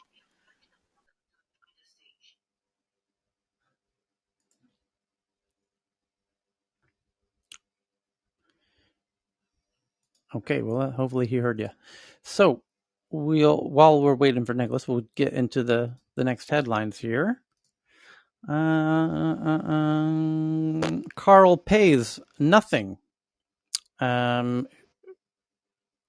which launched Ear One earlier this year, raises a 50 million Series A extension. He's also from Stockholm, by the way. In fact, I was just DMing with his partner and angel investor, who's a dear friend of mine, Kim, to speak at my event on November 1st. And Carl was the co-founder of the OnePlus phone, which is very popular in Asia. And now he's launched a new company called Nothing. And the first device from the new Nothing team is called the Ear One, which did launch a month or so ago. And now they're announcing a new $50 million Series A extension, bringing the total funding to $74 million. In the wake of the July 31st launch of its first product, the Ear One, Nothing today announced the Series A extension, bringing its total to $74 million. And then the next one is that the United States to host a 2-day virtual event from Wednesday on ransomware with 30 countries except Russia and China. Well, That seems weird. Why are we hosting a ransomware virtual event on Wednesday with 30 countries, but not Russia and China? Sources say Russia isn't invited for a host of reasons. I can't imagine one. Is the headline. I'm trying to imagine why we wouldn't invite Russia and China to a ransomware summit. The Biden administration did not invite Russia to participate in the first meeting of the global effort to combat cybercrime, but could welcome the country that has become synonymous with ransomware to future gatherings. On Wednesday, the White House will begin a 2-day virtual event with representatives from 30 countries around the world dubbed the Counter Ransomware Initiative. The forum is meant to strengthen law enforcement cooperation and diplomatic ties against malicious activities, including the misuse of virtual currency to launder ransom payments. Something tells me Russia's going to be at this event, whether you invite them or not. Actually, they have their own event that they're going to have, and they've invited China. So there's that. It's called How to Ransomware 101. Yeah. Is that for real? It's a cockfight, I'm telling you. Did you? Evan's joke killed me. The name of the event again, Evan? Yeah, it's How to Ransomware 101. Actually, Evan, shouldn't it be Advanced Ransomware Summit? Ransomware for Dummies. No, they're way ahead of that. They're writing Advanced. It's the Advanced Summit. But they need to bring the kids up, and get the younger generations involved. It's called, you've just joined the ransomware conference. Please pay to unsubscribe. Through the Nigerian prince. With special guest speakers, the Nigerian prince. On Wednesday, the White House will begin a 2-day virtual conference with representatives from 30 countries around the world. In this first round of discussions, we did not invite the Russians to participate for a host of reasons, a senior administration official told reporters during a call on Tuesday. That doesn't preclude further opportunities for them to participate as we do further sessions. The official said there have been candid and direct talks within the experts group that was established after President Joe Biden and Russian President Vladimir Putin met earlier this year about what actions Washington expects the Kremlin to take against ransomware gangs operating on its soil. Those last 3 words are very important. Operating on its soil. Which generally they're not doing. They've now moved to Belarus and Ukraine, where the R evil gang has reemerged. We've seen some steps by the Russian government and are looking to see follow-up actions, according to the official who declined to elaborate. A National Security Council spokesperson later told the record that China, another major U.S. adversary in cyberspace, was also not invited to the assembly. Earlier this year, the administration and Western allies blamed China for a massive breach of Microsoft Exchange email server software and asserted that criminal hackers connected to the country's government had carried out ransomware attacks. Last week, it was reported Biden and the Chinese President Xi Jinping had reached an agreement in principle to hold a virtual meeting before the end of the year where the topic of cybersecurity could arise. By the way, there was a headline in the past 72 hours. Somebody made a report revealing, was it Google? Somebody on stage will likely remember, where it was revealed what percentage of cyber attacks were done by which states, and in first place was Russia, with some 38% of state-backed cyber attacks were executed by Russia with a success rate of around 30%. Number 2 was North Korea with around 20%, and number 3 was China with around 8%. Does somebody remember the source of that report? I think it was a Microsoft study. It was a Microsoft study. Thank you. And also, China just launched a search for additional cybersecurity officers. They're lacking in that talent, is what they're saying. Okay, and 1 second here. Where did I leave off?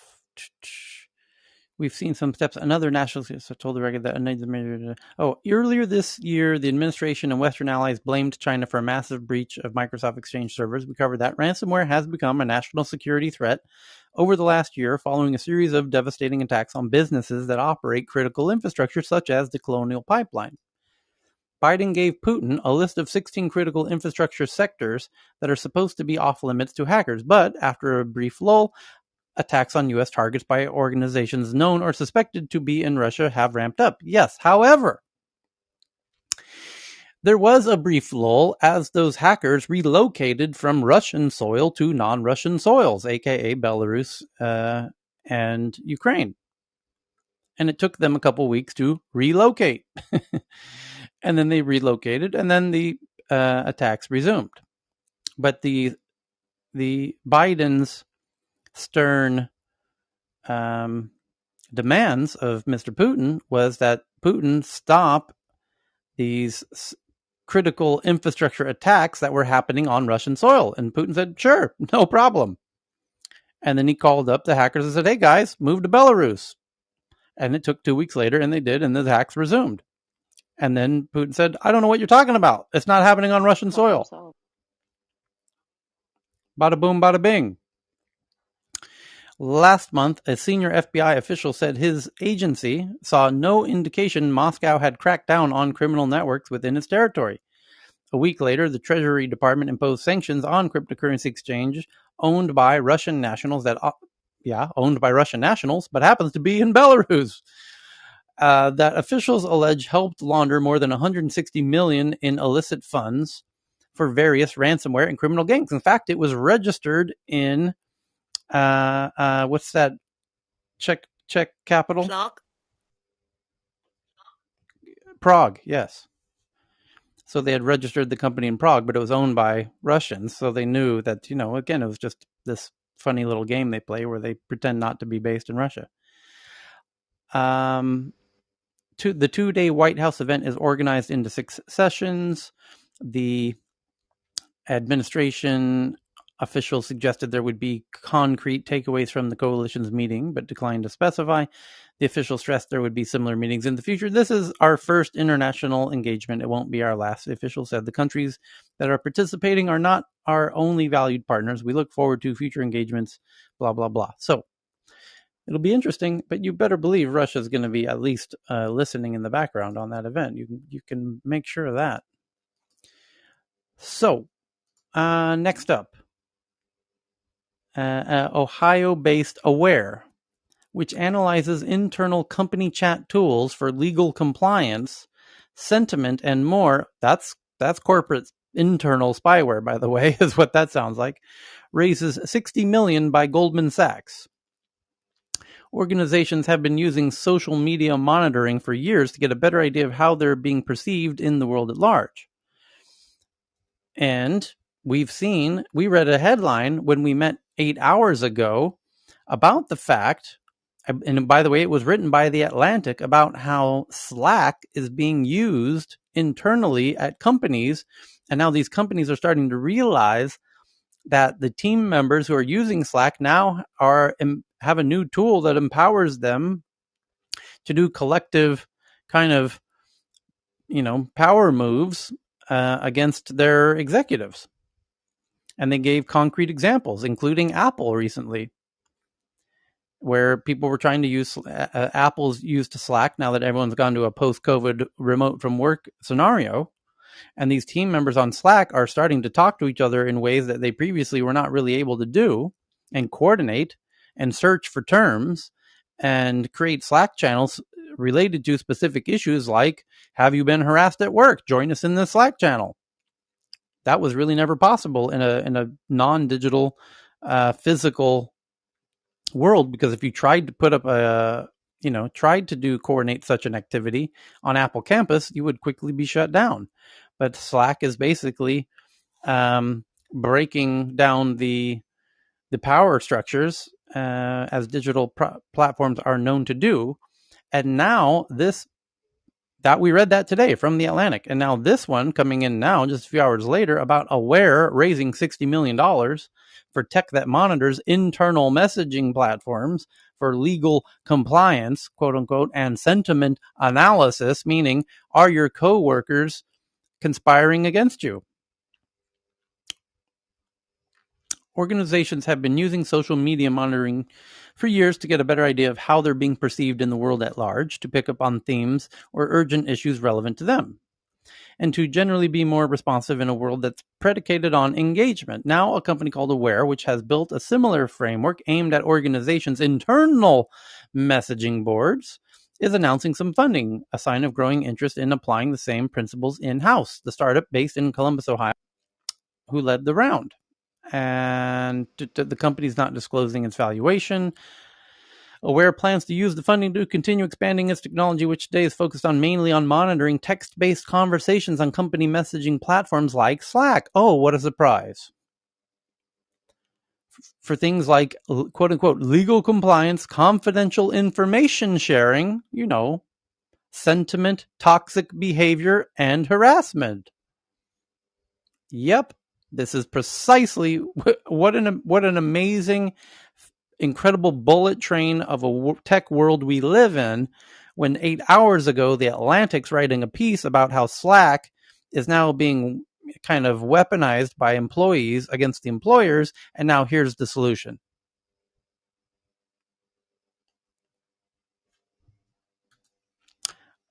Aware already has a large list of enterprise customers. Oh, let's see who's already using this, shall we? AIG Insurance, AstraZeneca, British Telecom, Memorial Health, Mercado Libre, Rivian, which is Jeff Bezos-backed electric car company, Sun Life Financial, and Wipro. The average customer has 15,000 users, but some have as many as hundreds of thousands of employees. Schumann said that COVID-19 has accelerated the opportunity for his company because of how much more is now being communicated over messaging compared to before the pandemic. Damn right. He notes that a typical organization of 10,000 might send 180 million messages per year on Slack today. The largest sends 1 billion. We have a unique opportunity here, he says. Damn right you do.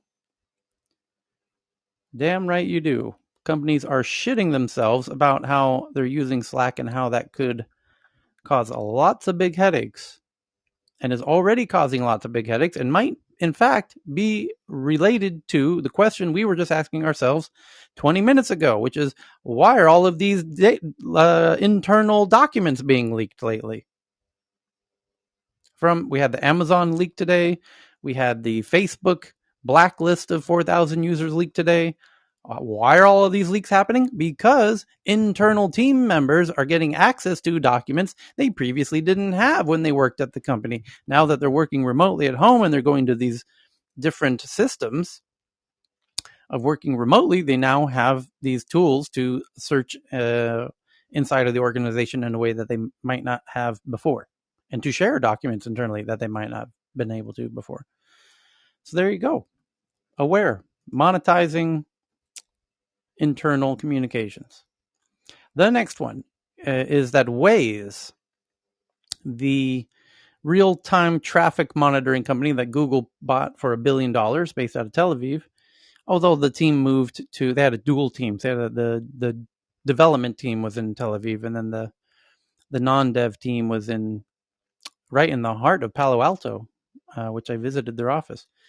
And Waze announces now a new feature, which is incredibly cool, called Drive with Headspace, letting users choose from 5 moods and also a custom Spotify playlist with content from Headspace, so that you can now choose a mood as you drive through traffic and use Headspace to listen to Headspace while you navigate traffic with Waze.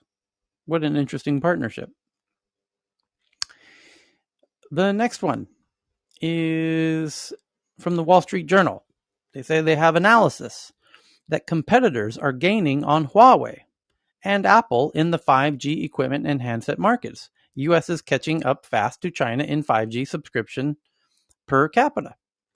The competition among equipment makers, countries, and cell phone companies is heated. Indeed it is.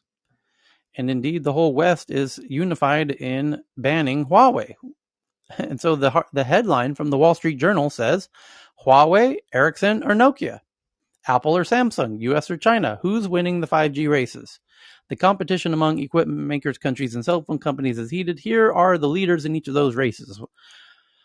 Once a glimmer in the eyes of executives from Shenzhen to Silicon Valley, 5G now dominates the broad swath of global supply chain, and the competition to control different parts of it is heating up. Equipment makers, smartphone sellers, and chip designers are all vying for control over machines and services that use the 5th generation wireless standard known as 5G, which is becoming easier to find across parts of Asia, Europe, and North America. Since its start as the series plans developed by engineers and government policymakers, 5G technology has moved from a rounding error to multi-billion-dollar business for many tech companies. Like other engineering upgrades before it, 5G has helped reshuffle the global pecking order in the markets for smartphones and cell phone equipment. In the same time, government officials from Tokyo to Washington are a key part of the global competition, determined to support their 5G industries for economic and global political reasons. Their subsidies and mandates stem from a worry that whichever country dominates the 5G economy will reap the economic rewards for decades to come. Yes, and let's not forget to mention, shall we, that this technology can be weaponized as a tool of corporate espionage, which is the real reason, and why you're not mentioning this, Wall Street Journal, is really perplexing. That's really at the heart of the issue. Killing it again in 5G. Their results are outstanding, so they're really going to take away market share from Huawei. Yeah.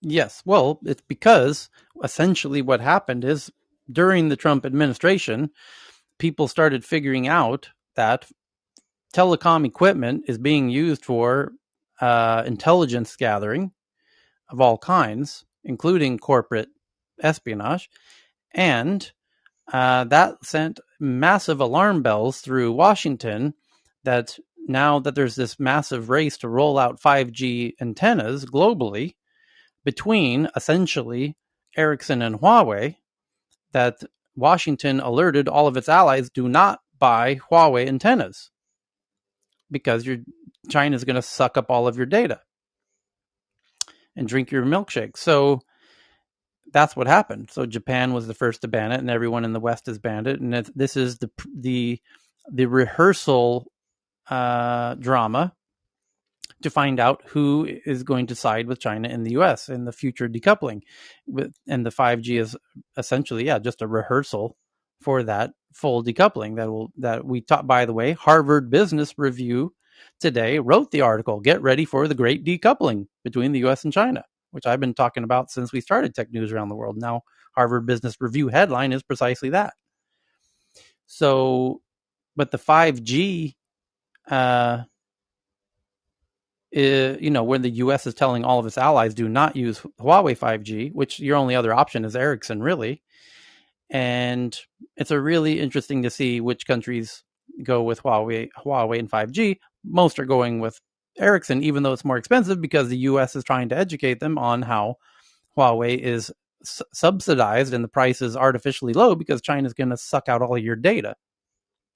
So they're willing to give you the hardware at practically a loss.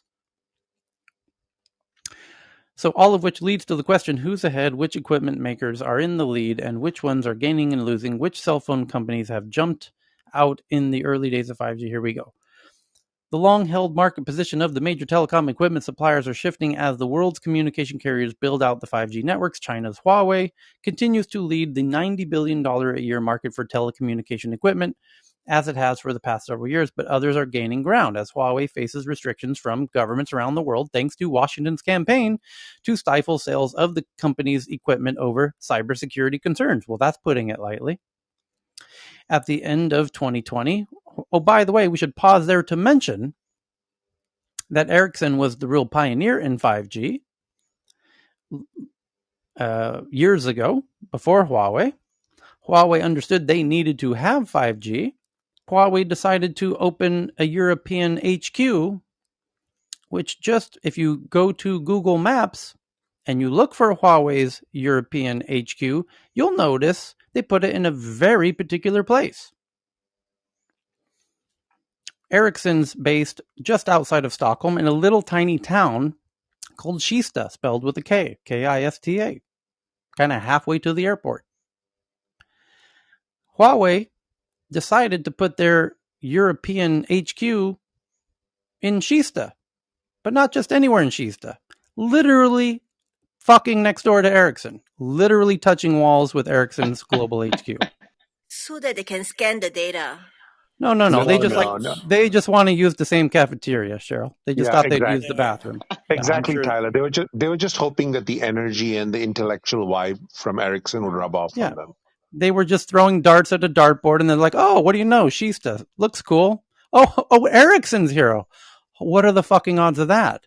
And just happened to be at the cooler having a conversation with Ericsson's staff. Hey, why don't you come over? We've got better gigs. Yeah, that's cute. I think it's more efficient than that. I think they can just scan the data. The radar is within range. Well, if Heyman were on stage, or any Canadian on stage would tell you, watch the fuck out. Because Huawei took Nortel, our best company we've ever made, and burnt it to the fucking ground. It no longer exists today. Literally Canada's best company it ever made. Now, no longer because Huawei sucked the living fucking shit out of it, and it no longer exists today because of that. Yeah, that was the best IT company in Canada. Yeah. Yes. So then they moved to Shista. And Ericsson said, "Oh shit, we know how this movie goes. We saw what you did to Nortel in Ottawa, Canada." The last one. and Huawei said, "Oh, we just want to figure out how to do 5G." So Ericsson bought some 5G prototype antennas from Ericsson, took them next door, and then had the balls to try to return them for a refund after they were done cloning them. They're pretty clever. I mean, Tyler, Huawei pay a lot of influencers like myself on Twitter and LinkedIn to promote their products and services. They offered me $50,000 to participate. Get this. I declined. So Nokia from Finland, which also fell apart essentially. One of the biggest tech events in all of the world happens in Helsinki each December. And guess who the biggest sponsor of this year's biggest tech event, which happens to be in Helsinki, Nokia's hometown? Oh, it couldn't be Huawei. Guess who the biggest sponsor of?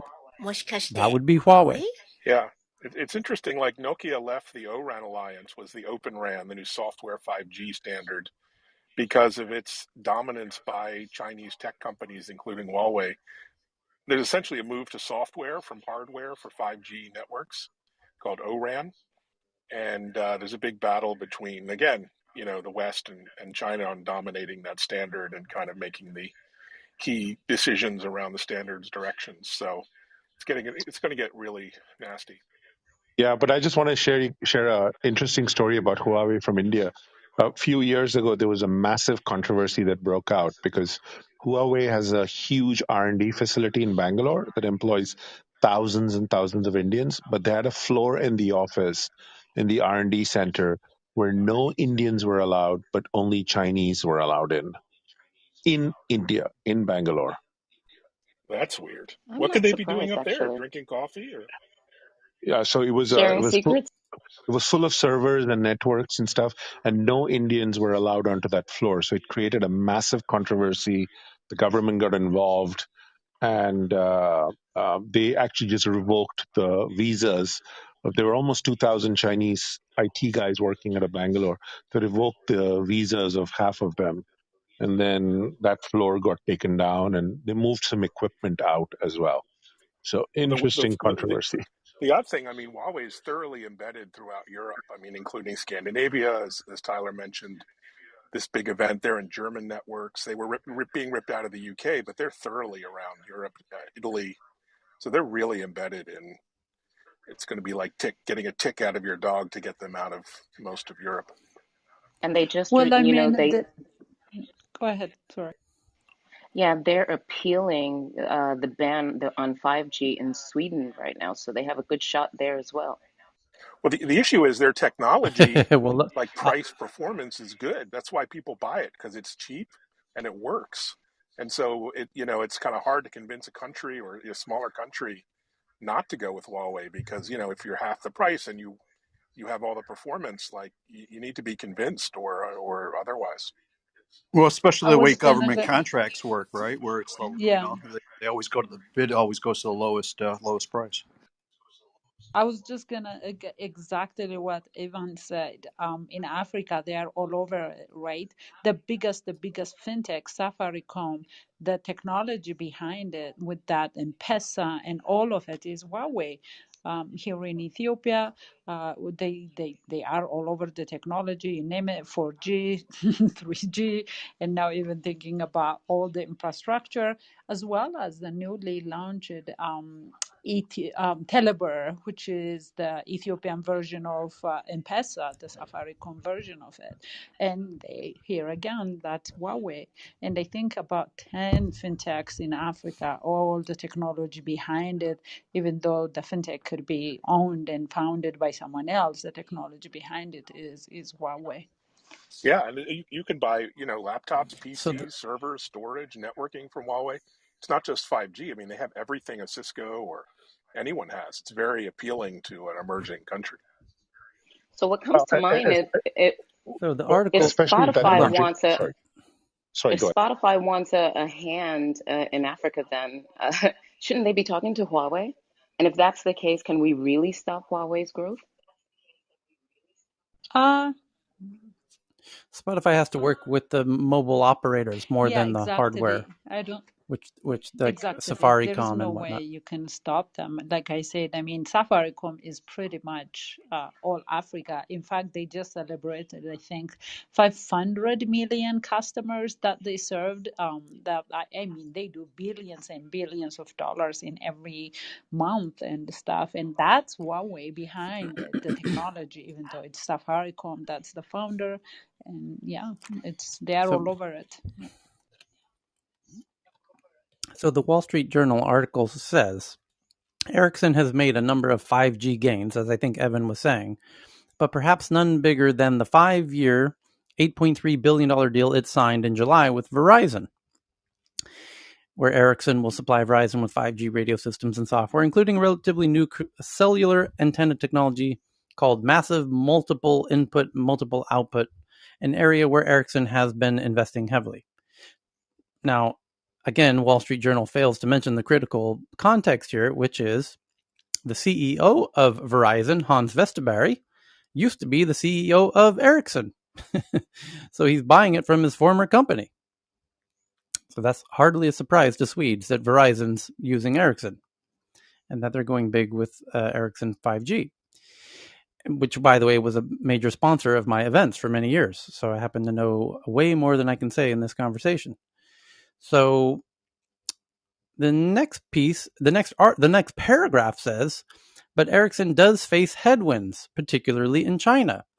Ericsson has warned that it could lose market share in China as a result of the Swedish regulator's decision last year to ban Huawei from Sweden, which everyone in this room who joins us every day knows. I told that story many, many, many months ago before it even happened, where I said, guess who is trying to stop there was a headline that Sweden was thinking of banning Huawei. And I said, guess who's going to try and stop that? Ericsson's CEO. And I said, guess why he wants to stop that? Because he knows if Sweden bans Huawei, China's going to ban Ericsson, where that's about 25% of Ericsson's business is in China. And no one in Sweden's going to use Huawei anyways, even if it was legal. Because they have Ericsson in their backyard, and a huge percentage of Swedes work at Ericsson. It's one of the largest employers in Sweden, especially in Stockholm. So please don't ban it, because then we're going to lose 25% of our global business. But then Sweden banned it because America said, fuck it, ban it. And Sweden did what America said. So, yeah, very unfortunate for Ericsson. Yeah, called all of that shit months before it all went down. Nokia, meanwhile, is picking itself up after a self-admitted mistake of betting on the wrong technology. The company a few years ago invested in a costly processor, so-called field programmable gate array chips, to power the hardware it had been selling to carriers building out 5G networks. So it's an interesting article about the 5G race and how Ericsson and Huawei are playing, and it's a very long race. It's not anyway. The interesting part is to see which countries pick which technology as a prelude to which countries are going to side with America versus China in the coming massive decoupling. So the next article is from Bloomberg, that a startup called Trip Actions, a booking and management service that offers insights into business travel, raises $275 million at a $7.2 billion valuation. And Dexterity, which is developing a full stack service for collaborative warehouse robots. Oh, that's interesting. Collaborative warehouse robots. Raises $140 million at a $1.4 billion valuation. And what else? Bloomberg says they've done analysis that payments processing and automation company Avid Exchange raises $660 million in its IPO. And the New York Times reporting that in 2020, the Seattle region was the top U.S. market for large office space leased by tech companies, due in part to deep talent pool and undeveloped land. No, it's because Seattle's the home of Amazon, who more than any company benefited from COVID and bought tons of space. Tons and tons and tons of space. New York Times, you dumbass. It's really simple shit. Do your homework. And they do get around to mentioning that point I just made, but like in the second to last paragraph of the article. Why not mention it in the headline where it belongs? It's not due in part to the deep talent pool. The talent's fucking everywhere. That's not the total relevant bit. And the undeveloped land. There's plenty of places with undeveloped land. The reason Seattle region was the top market was because that's where the fastest growing company is, which is Amazon, due to COVID, which again, they mentioned, but it's buried. Why? It's so weird.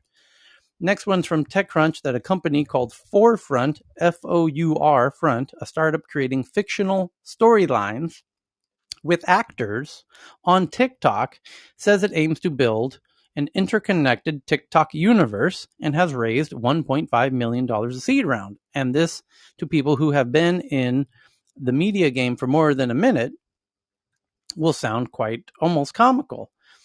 Because essentially what Forefront is doing is having these fictional little celebrities, physical, they're not virtual, they're not digital, these are actual actors and producers and script writers making a fictional soap opera with 9 different characters, with 9 different TikTok accounts, which all do collaborations and overlap in each other's dramas.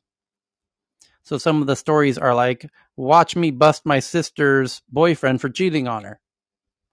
And that involves the main character, the sister, the boyfriend, and the girl that's cheating on. It's 4 different TikTok accounts in that one little drama. And so you could have that same drama play out on each of those characters from each of their perspectives. So it's quite a genius way to cross-promote between accounts.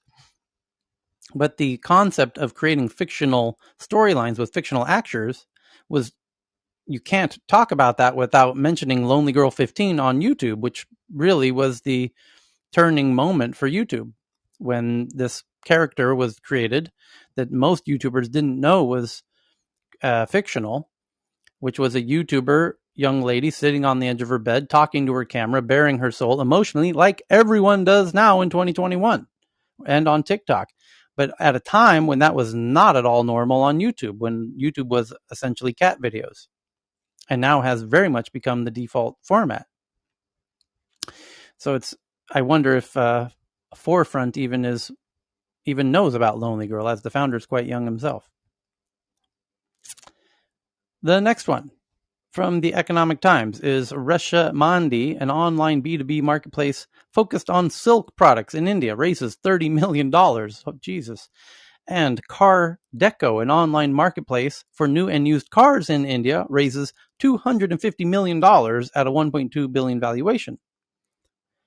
As used cars are the hot market because, due to chips, there's no new cars, And due to everyone not wanting to ride on trains, they're buying cars during COVID. So a used car marketplace is a super hot startup. And there's a lot of used car unicorns in 2021. And what else? A Mexico City-based buy now, pay later gets a $20 million round.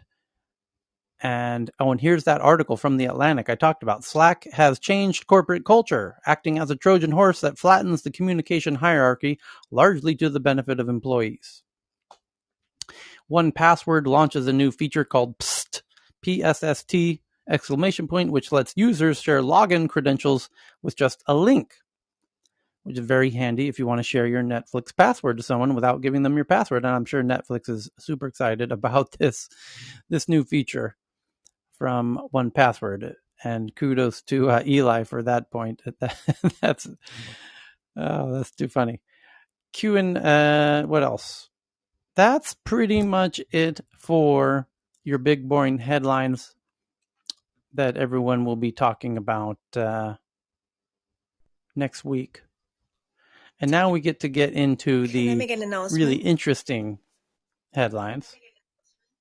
Yes, but one second. There's a new one on the top 10 list here as I just refreshed, which is that Snapchat says it's aware of an issue that has taken some Snapchat features offline for over 2 hours. Yet another outage by a relatively large big tech company. That's concerning. And a company called Weights and Biases, which builds tools for machine learning researchers, has raised $100 million at a $1 billion valuation. Reddit now lets subreddit moderators create prediction tournaments where participating users get 1,000 tokens to bet on different questions. Oh, I love that. Reddit today is introducing a new way to post to its communities with the launch of an online platform called Predictions. Oh, I'm going to dominate that shit. Okay, go ahead, Cheryl. Thank you. Just an announcement. Be My Eyes won the 2021 Apple Design Award for Social Impact. Yep. In this category, winners in this category improve lives in a meaningful way and shine a light on crucial issues. So, the founder of Be My Eyes, Hans, who is also on stage now, will be having a session with today's startup tomorrow at 5:30 Pacific time, which is 2:30 p.m. Central European time. So please join us for that session. Hans and Be My Eyes. Thank you. Okay, that'll be a fun deep dive with Hans on the whole background. We are looking forward to that. Thank you. Yeah, me too. Thank you, Hans. Can I throw one out? Sure. So this is an NOAA tweet, National Oceanic and Atmospheric Administration tweet about the topic that I've been working on, solar radiation management. They're specifically talking about findings about the approach of marine cloud brightening, the idea of trying to spray salt crystals in the air to cause clouds to form in the hope that they will be nice and bright. And what they find is that it works, but it's really difficult to get it just right. So it's not damning, but it just shows that it's complicated to manage solar radiation, and it's also complicated to understand, whether doing something will have the right effects. But this is also important because it's showing that there's a lot more interest in this area now as people are understanding how dire the situation that we are in actually is. And tonight at 6 p.m., I will be holding a room in the Small Steps Giant Leaps Club on space-based solar radiation management. The link is in my profile. Thanks. What's the time zone? Just click on his profile. Yeah. Tyler, Nicholas is on stage now. Okay, great. Hey, Nicholas. Any thoughts on the new Ethereum login, which is at login.xyz? Yeah, I think it's good progress. Hey, first of all, I think it's good progress. I think that, as you noted, and as we've spoken about before, the mainstream embrace is a good thing. it makes the currencies more widely accepted. But I do think that we have to worry about the influence of centralization as these technologies are adopted, and as the regulators make it abundantly clear that everything is going to go via them within those worlds, whether it's Lightning on Twitter or whether it's Ethereum becoming more widely utilized. But it makes sense what they're doing. The question is more central is Ethereum. We had this discussion yesterday. Is Ethereum the right solution when you consider that it had a giant pre-mine, it did an ICO, and its technology is fundamentally non-scalable? Are we driving down the wrong track? I think is the real question. I know the Bitcoiners think it's the wrong track, but I think we're still in very, very early evolutionary phase for Web3 and blockchains in general. Yep. Okay.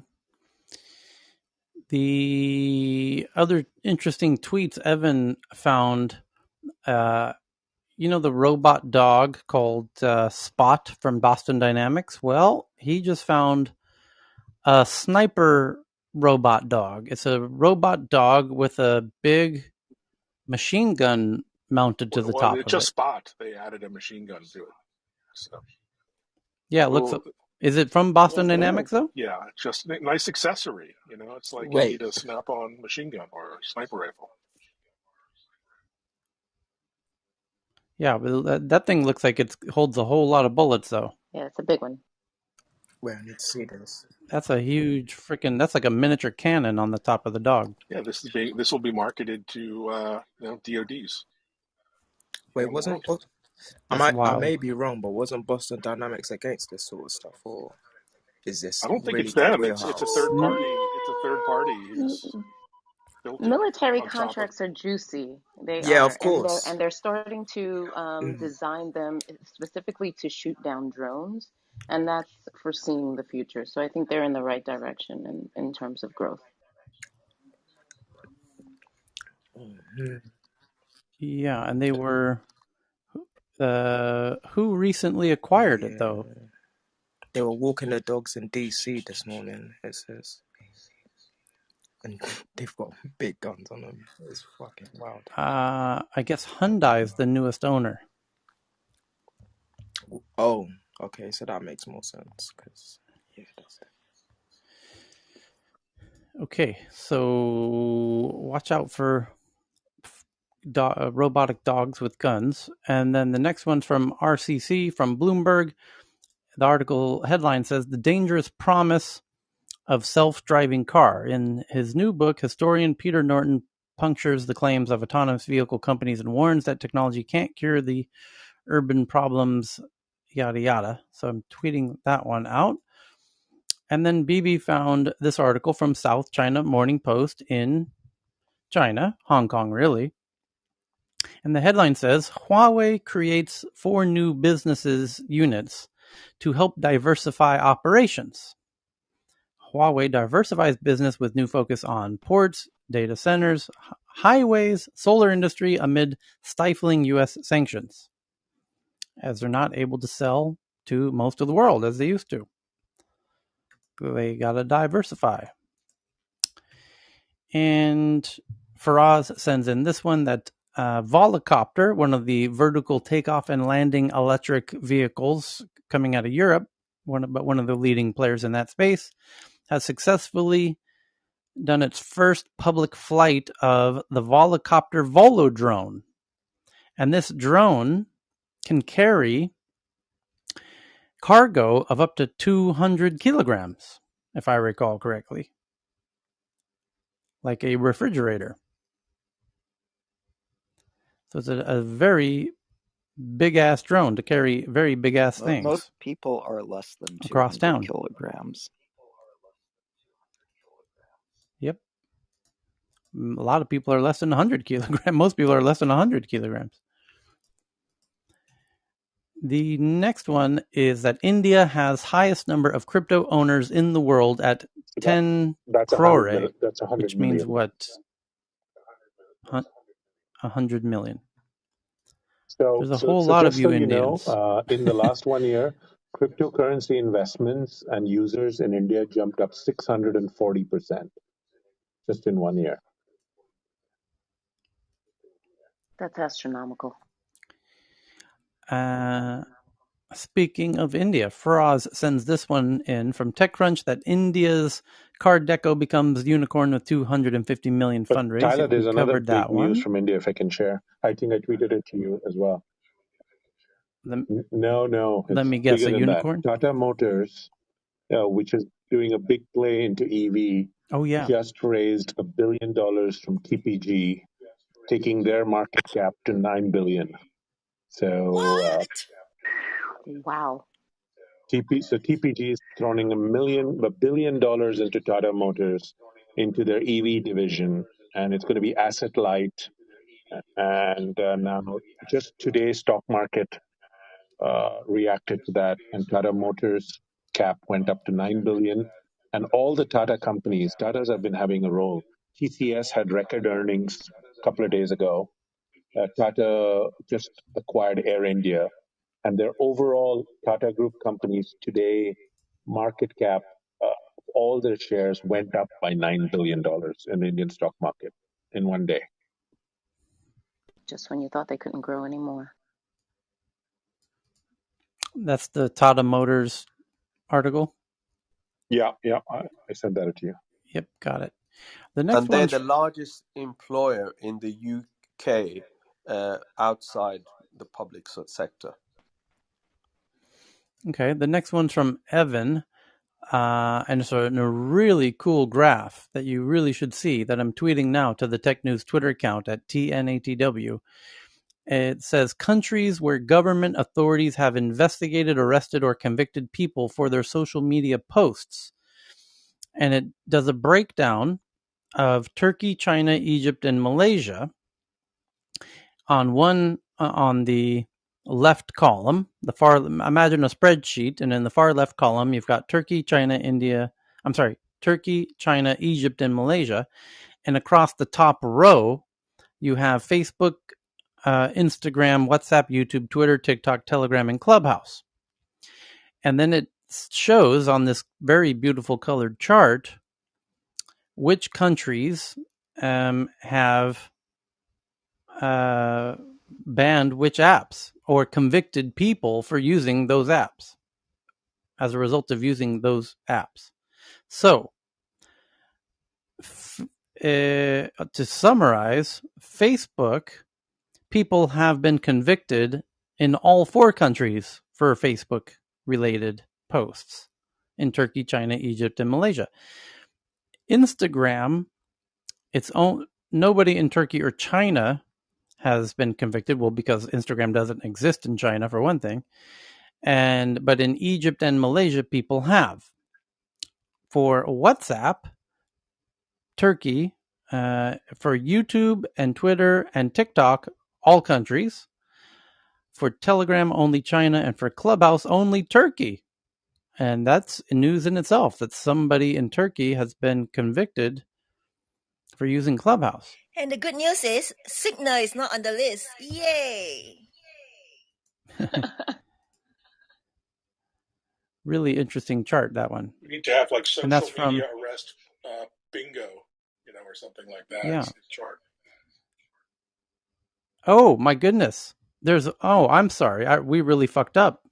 The image that I saw only covered Turkey, China, Egypt, and Malaysia. The real chart, when you click into the article, covers 10 more countries: Turkey, China, Egypt, Malaysia, Russia, Bahrain, Cambodia, India, Indonesia, Kazakhstan, Kenya, Pakistan, Saudi Arabia, Uzbekistan, and Venezuela.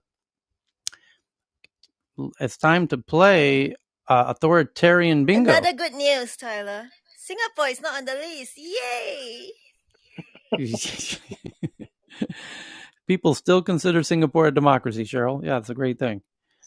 So, looking at the fuller chart, we can now see that Clubhouse was not only with someone from Turkey convicted and arrested, but also in Saudi Arabia.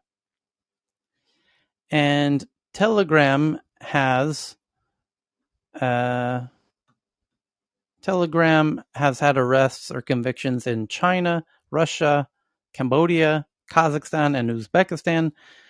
Facebook in every country except Bahrain and Saudi Arabia. Twitter in most countries, but not Cambodia, Indonesia, Kazakhstan, or Uzbekistan. And it's a really interesting chart. So you can see what apps to be careful on in which countries. Oh, and Carl correctly points, oh, Jesus Christ. It covers every country. There's 4 pages in this chart that you have to scroll through.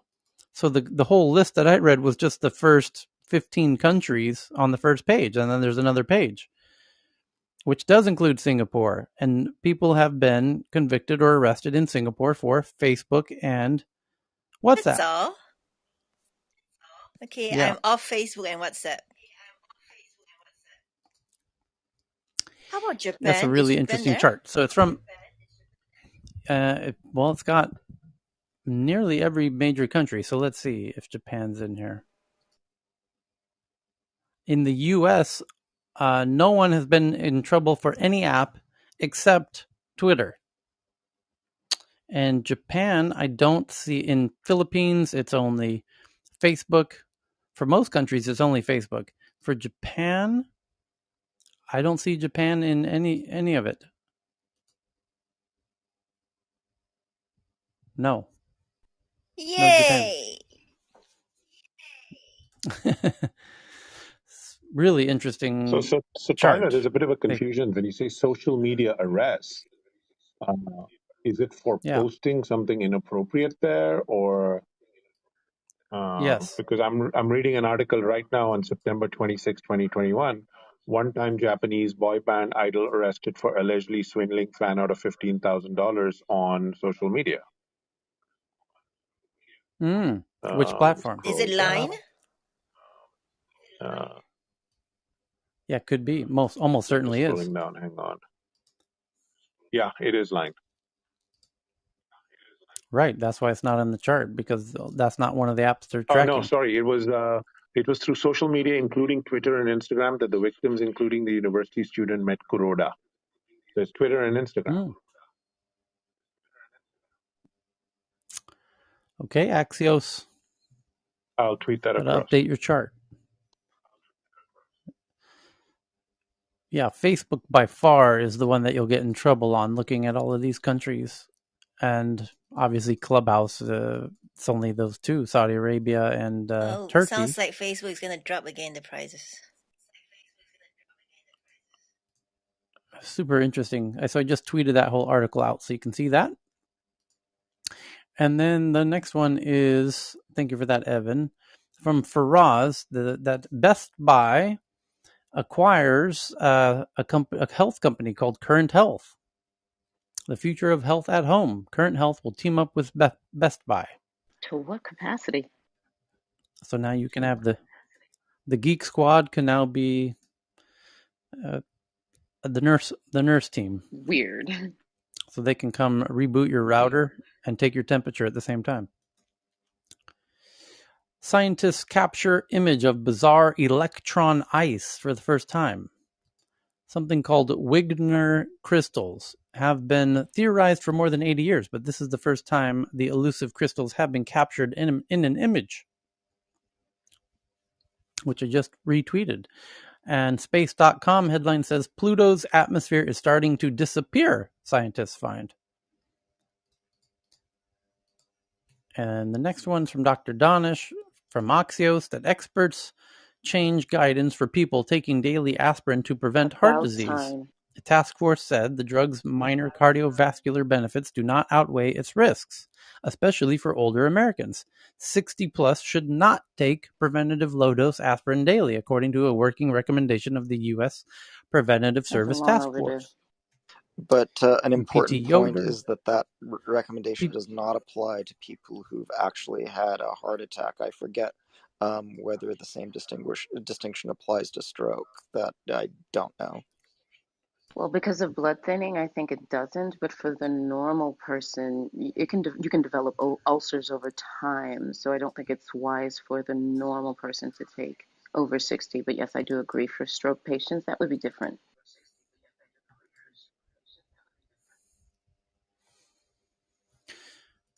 And then the next one is also from Evan from the Wall Street. In Colombia is investigating several cases of the mysterious neurological affliction known as Havana syndrome.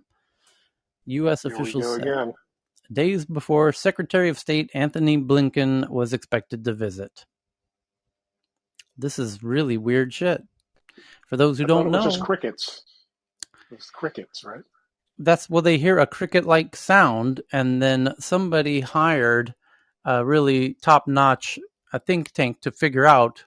Somebody made a recording of what they thought was the sound that they're hearing, and it turned out that that audio recording, according to a very top-notch team, figured out or assessed, concluded that that is in fact crickets that was on the recording. So this is where it gets very weird. So U.S. diplomats and then they said it was mass hysteria or some sort of self-deluded delusion. A doctor did say that this is almost certainly mass hysteria. However, this is a really an ongoing drama that we here at Tech News Around the World are particularly curious about because it's an unsolved mystery at the moment. And while one doctor did say that he's absolutely certain that this must be a classic case of mass hysteria, that there's been some brain scans done of some of these people, and it turns out they actually do have actual brain damage. So that kind of negates the suggestion that it's hysteria. So did you guys cover that news where there were some officials coming out of Cuba that had the same thing occur? This was months ago, and they thought it started in Cuba, in Havana. Right. That's why it's called, the Havana syndrome. And they said that it was a military attack of some sort. That was the rumor that was going on. No one verified it. Yeah, you mean the original more chapters since the original chapter? Yeah, I mean it happened. Yeah, again so in India, the chronology is, I can give you the whole chronology. So it started in Havana when the U.S. reopened its embassy around 2013-ish, which I was there on the ground the actual day that the American flag was re-raised at the embassy with John Kerry. And shortly thereafter, when the U.S. Embassy reopened in Cuba, the people who were stationed to work in the embassy started reporting these bizarre symptoms of a cricket-like sound, nausea, ear ringing, discombobulation and whatnot, a bit of nausea. And they couldn't figure out what it was. And they called it Havana syndrome. And then it was only contained to Havana for quite a long time, actually. And then it next appeared in, where was the next spot? Austria, relatively recently, this year, in the past year. And then it was a lot of American diplomats in Austria were reporting this. And then it mysteriously started appearing in Berlin. Again, these are exclusively to American diplomats. And then on Vice President Harris's visit to Southeast Asia that she did just a month ago to Singapore, there was a delegation of her team waiting for her to arrive in Vietnam, in, I believe, northern Vietnam, in Hanoi. And her arrival team started reporting it, which delayed her arrival to Hanoi because they were worried that her arrival team was experiencing this. And then it was recently reported in India, and now it's being reported in Colombia. And this is the first example in anywhere in South America. Now that's interesting. That is extremely interesting. Are we post-trust yet? Yeah, so there was an article up in one of the defense things that this is probably an ultrasonic weapon, and which uses some high frequency sound. And I was reading about it, and it said some of these symptoms could be hearing loss if it's protracted, but other side effects could be headaches, tinnitus, fatigue, dizziness, nausea, which really does sound like a lot of the symptoms that these people are reporting. So someone's using ultrasonic acoustic weapons. Right. Interestingly, there was a Chinese doctor who said that it was microwaves. And he's like a PhD at a renowned university Actually in was China. just thinking that, so don't laugh at me. But yeah, I was thinking that. And then Chris, this gets really weird really quickly. Chris, who joins us nearly every day and is mysteriously not on stage, which is very unusual. It's just a he coincidence. has Come on, cue the X-Files.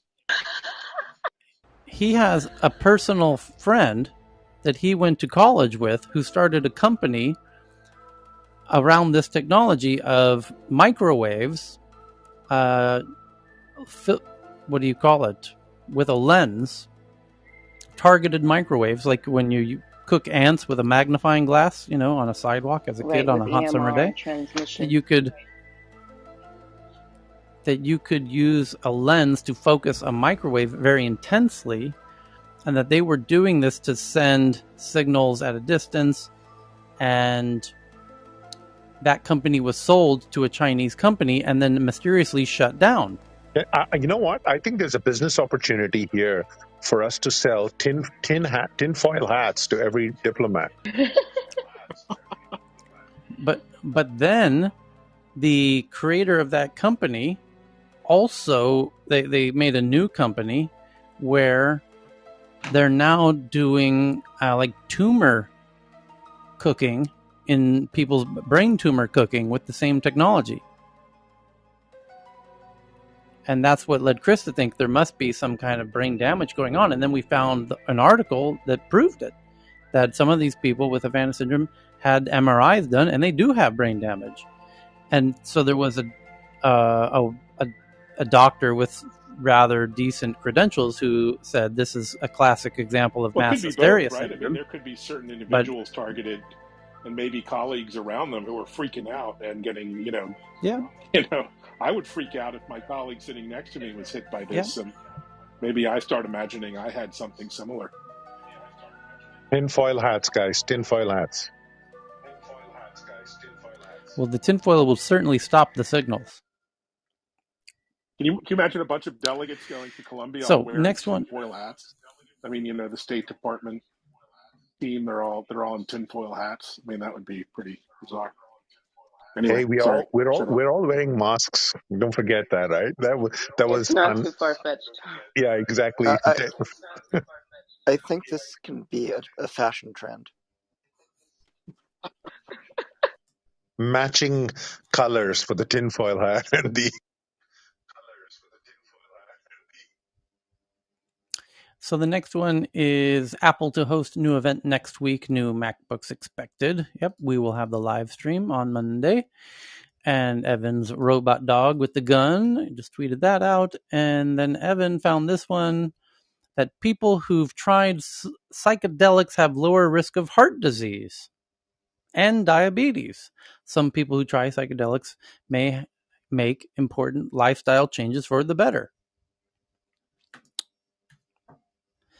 And the next one is from Nerdstrom. He sends in this one from The Verge, that Twitter is testing an easier way to switch your reverse chronological feed to make it easier so that you can go back to the non-algorithm feed, to the traditional Twitter feed, as old school Twitter users might call it. And I think I know why. A whole lot of hot water for their algorithms that are causing people to feel bad about themselves. To which the platforms can say, oh, well, if you don't like our algorithm, just turn it off. It's totally optional. But they need to make it a little more obvious that feature exists, so that you can say you have no one to blame but your stupid self. You can turn off our algorithms anytime you like.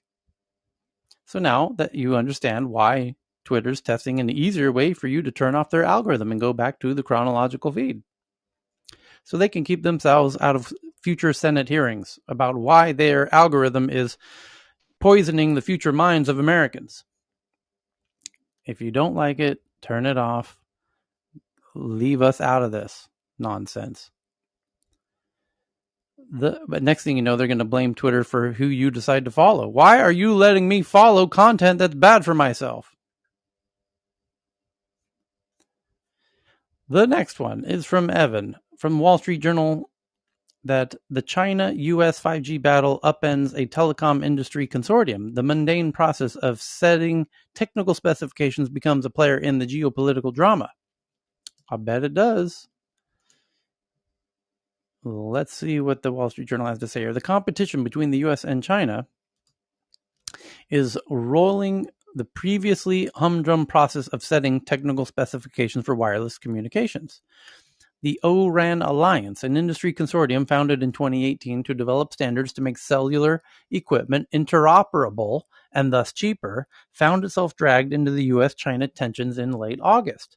This is when Finland's Nokia, a major telecom equipment supplier, told fellow O-RAN participants that it was temporarily suspending its work in the group over concerns that two of the group's more than 300 participants were Chinese companies on a U.S. Commerce Department blacklist. So again, Nokia, one of the biggest, was suspending its work in the group over concerns that two of the group's participants out of 300 were Chinese companies that happened to be on the U.S. Commerce Department blacklist. Nokia wanted to ensure it was complying with U.S. laws and regulations, says Tomi Uito, who runs Nokia's wireless equipment division.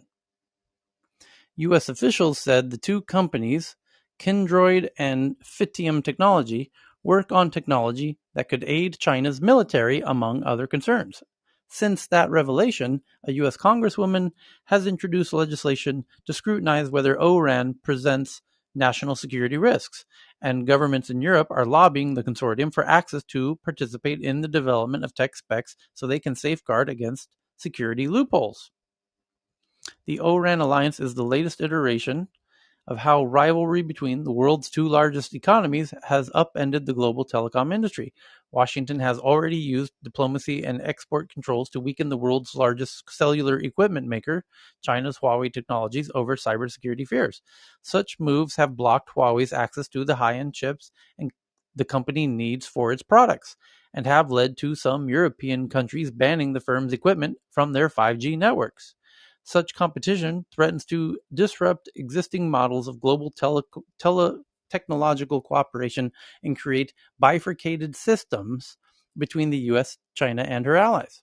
The O-RAN Alliance, led by AT&T and other mobile carriers, aims to create technical specifications so that important pieces of cellular equipment would rely more on software, which lets them get upgrades remotely and be interoperable. Right now, equipment from different companies won't work together. Imagine if Dell computer worked only with a Dell monitor and a Dell printer. I'm sure Apple fans have a hard time imagining that. Industry analysts view the O-RAN Alliance as a way to potentially break up the oligopoly that currently dominates the telecom hardware business. Huawei, Sweden's Ericsson, and Finland's Nokia. It might also give American players a stronger foothold in the market. The O-RAN architecture is particularly useful in this battle for technological supremacy because it plays to the strengths of the United States, which is software development, says a chief technology officer of Nokia's wireless division. This already happened with Google Android in the Play Store, right? So Huawei on their phones had to reinvent or create an entire new operating system that wasn't based around the Play Store. I don't think particularly successfully. Yeah, I mean, it sounds like essentially China's being kicked out of this consortium for fears of, China being China. It says here at the end, it's a moment. Still, the recent chaos at the O-RAN Alliance may be the first sign that a once unified global telecom industry might be splitting into US-backed one and a Chinese-backed alternative. It's a moment of bifurcation. it might no longer be possible to move forward as one global ecosystem. That's definitely in trouble because of the China-US political challenges. Yes, as I've said many times in many ways, here comes the great decoupling. It's going to be the Team China versus Team America. This is just yet another example. You know, it's quite interesting in that exact same thing. You know, Safaricom just got to Ethiopia in the privatization process of the Ethio Telecom, and part of that process is investing in infrastructure. And I think today, or when was that? They just announced that they are shortlisting Huawei versus Nokia for building the infrastructure. So that would be interesting to see who is going to get that deal.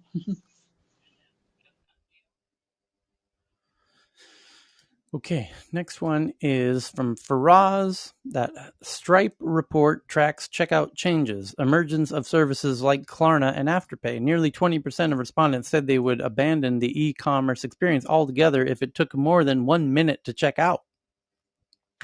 That's great news for Klarna and Afterpay and the buy now, pay laters, which make it much easier to check out. And that's probably why Amazon just added Affirm, which is a Klarna clone. Why is it easier to based in the check US. out with Klarna? Buy now, pay later. Why is that, time-wise? Because they keep all of your information very handy.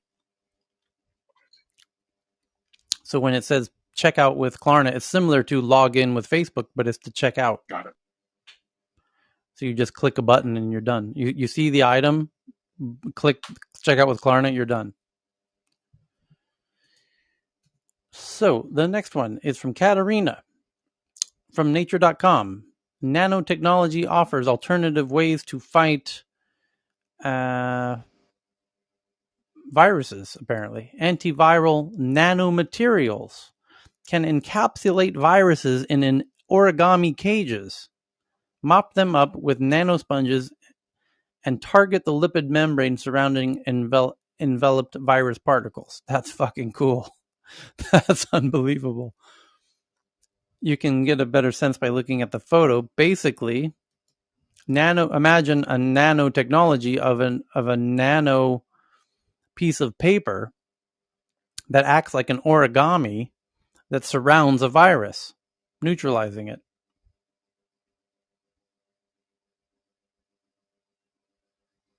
Antiviral nanomaterials as pandemic countermeasures, surrounding and enveloping virus particles in an origami cage. It's unbelievably brilliant. So taking That's wild. Just a brief skim of the nature thing, it looks like emphasis on DNA origami. That's a field that's been around for a while, related to some things that I did a little bit on many years ago.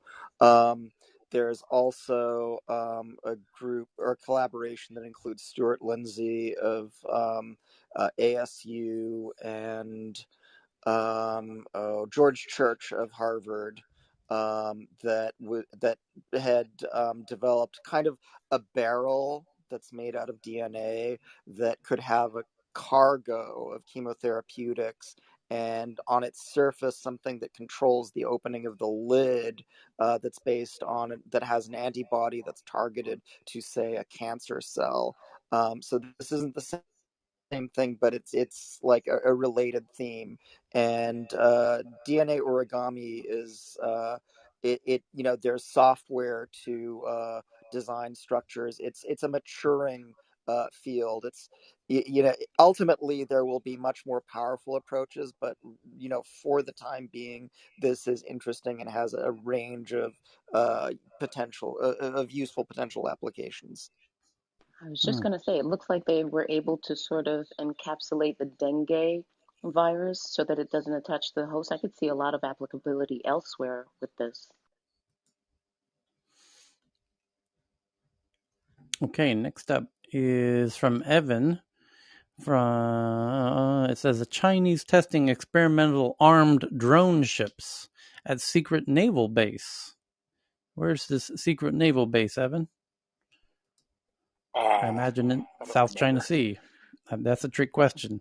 Okay, got me. Oh. In front of the scenic cliffs of an ornamental European-style windmill is the secret People's Liberation Army Navy pier. Here at the former tourist resort on China's northern coast. Well, Is this in China the new Sea, James anyway. Bond movie? This sounds like right out of James Bond. It's where the People Liberation Army Navy is developing some of its most secretive and previously unreported naval programs. The pier near Dalian is where China is testing its large uncrewed surface vessels. According to satellite photos provided to USNI News, construction of the new pier started in early 2016 and took about a year, according to the satellite photos. Since then, it has been used intermittently by the People Liberation Army Navy. When in use, 2 large work barges are moored alongside to provide basic facilities for crews and support staff. Submarines have also been observed at the pier. The new base's status as an auxiliary site brings benefits as an uncrewed surface vessels, which is a drone, uncrewed, giving the unmanned more space to operate. The site is just 9 miles from the submarine base and 5 miles as the crow flies from Dalian. And what may be more significant is that it's only 1 mile from a civilian yacht arena where the USV has been seen in 2020. That USV, known as the JARI, is similar to one of the 2 new USVs seen at the pier. USV is an uncrewed surface vessel. So they've got a whole bunch of drone ships. China testing experimental armed drone ships at secret naval base. And now you know. The next one is from Carl about an incredibly kind of a twist on the Havana syndrome. Do you want peace and quiet in your own home and garden? Do you always want your business premises to remain secure and safe from teens' unwanted behavior? Do you have unruly hobos around your premises or business? Well, we've got the solution. As Carl just sent it, it's called Mosquito. Learn how Mosquito works. The Mosquito works by exploiting the medical condition called presbyceus, or more simply put, age-related hearing loss. As we age, our ability to hear higher frequency sounds is reduced. The Mosquito works by emitting an alternating high-frequency tone of 16 to 18.5 kilohertz, which is hearable by young people, but not by old people. So it gives the example of teens starting to gather, and their behavior becomes a nuisance or a threat near your business. At 8 p.m. At 8:05 p.m., discreetly positioned Mosquito ultrasonic alarm is switched on via a timer or remote control. At 8:20, the teens pick up on the high-frequency, repetitive tone of the Mosquito, and at 8:25 p.m., the teens disperse as they become irritated by the highly annoying sound. Is it harmful? And here's a quote by Chris Perkins, a homeowner. We had the Mosquito put up by a friend of ours, and first off, the instructions were excellent. Everything is so clear. The job was done in less than 40 minutes. Thank you. We now have a respite from the awful problems that we were having. Your device does not harm. It just moves the youngsters on, allowing innocent people to carry on with their lives unimpeded.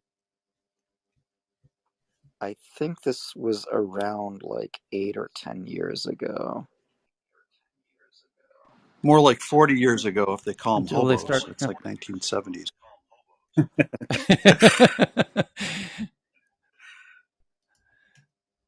Yeah. Well, why not just play like actual mosquito sounds and scare people away with that? That would work in Asia anyways. The next one's from Katarina from nature.com called Rivers in the Sky to Deliver More Drenchings. Atmospheric rivers, which carry moisture towards the poles, are expected to intensify unless greenhouse gas emissions are curbed, which they're not. So rest assured, greenhouse gases will not be curbed. So the atmospheric rivers in the sky. are going to deliver more moisture towards the poles. And that could be a problem if it doesn't freeze and it rains instead of snows, which will more quickly evaporate the existing snow on the ground. So the next one is also from Katerina, also from nature.com. An abandoned antibiotic makes a comeback. Hygromycin A doesn't work well against most bacteria, but it shines as a treatment for Lyme disease. And now they think it might be as a cure for Lyme disease. Hey, Tyler, I just tweeted an article to you. There's a rare Jack Ma sighting. He's in Hong Kong. Jack Ma's been spotted in Hong Kong. Yeah, I saw that headline today. Did he happen to have colorful fingertips? I think a briefcase is trying to get all his money out of China. He had a weird smile. Very heavy briefcase of brick bars, gold brick bars. Interesting. Does it say where in Hong Kong? No, he was seen having dinner with business associates, and some source has said that he's been there for a few days. That's what the article says. I just tweeted it to you. No, it doesn't say the location though. Okay, and then Carl chips in with additional context on the mosquito sound system, that the effects range from annoying to headaches to full-blown vertigo and nausea. And it's a little controversial in the UK.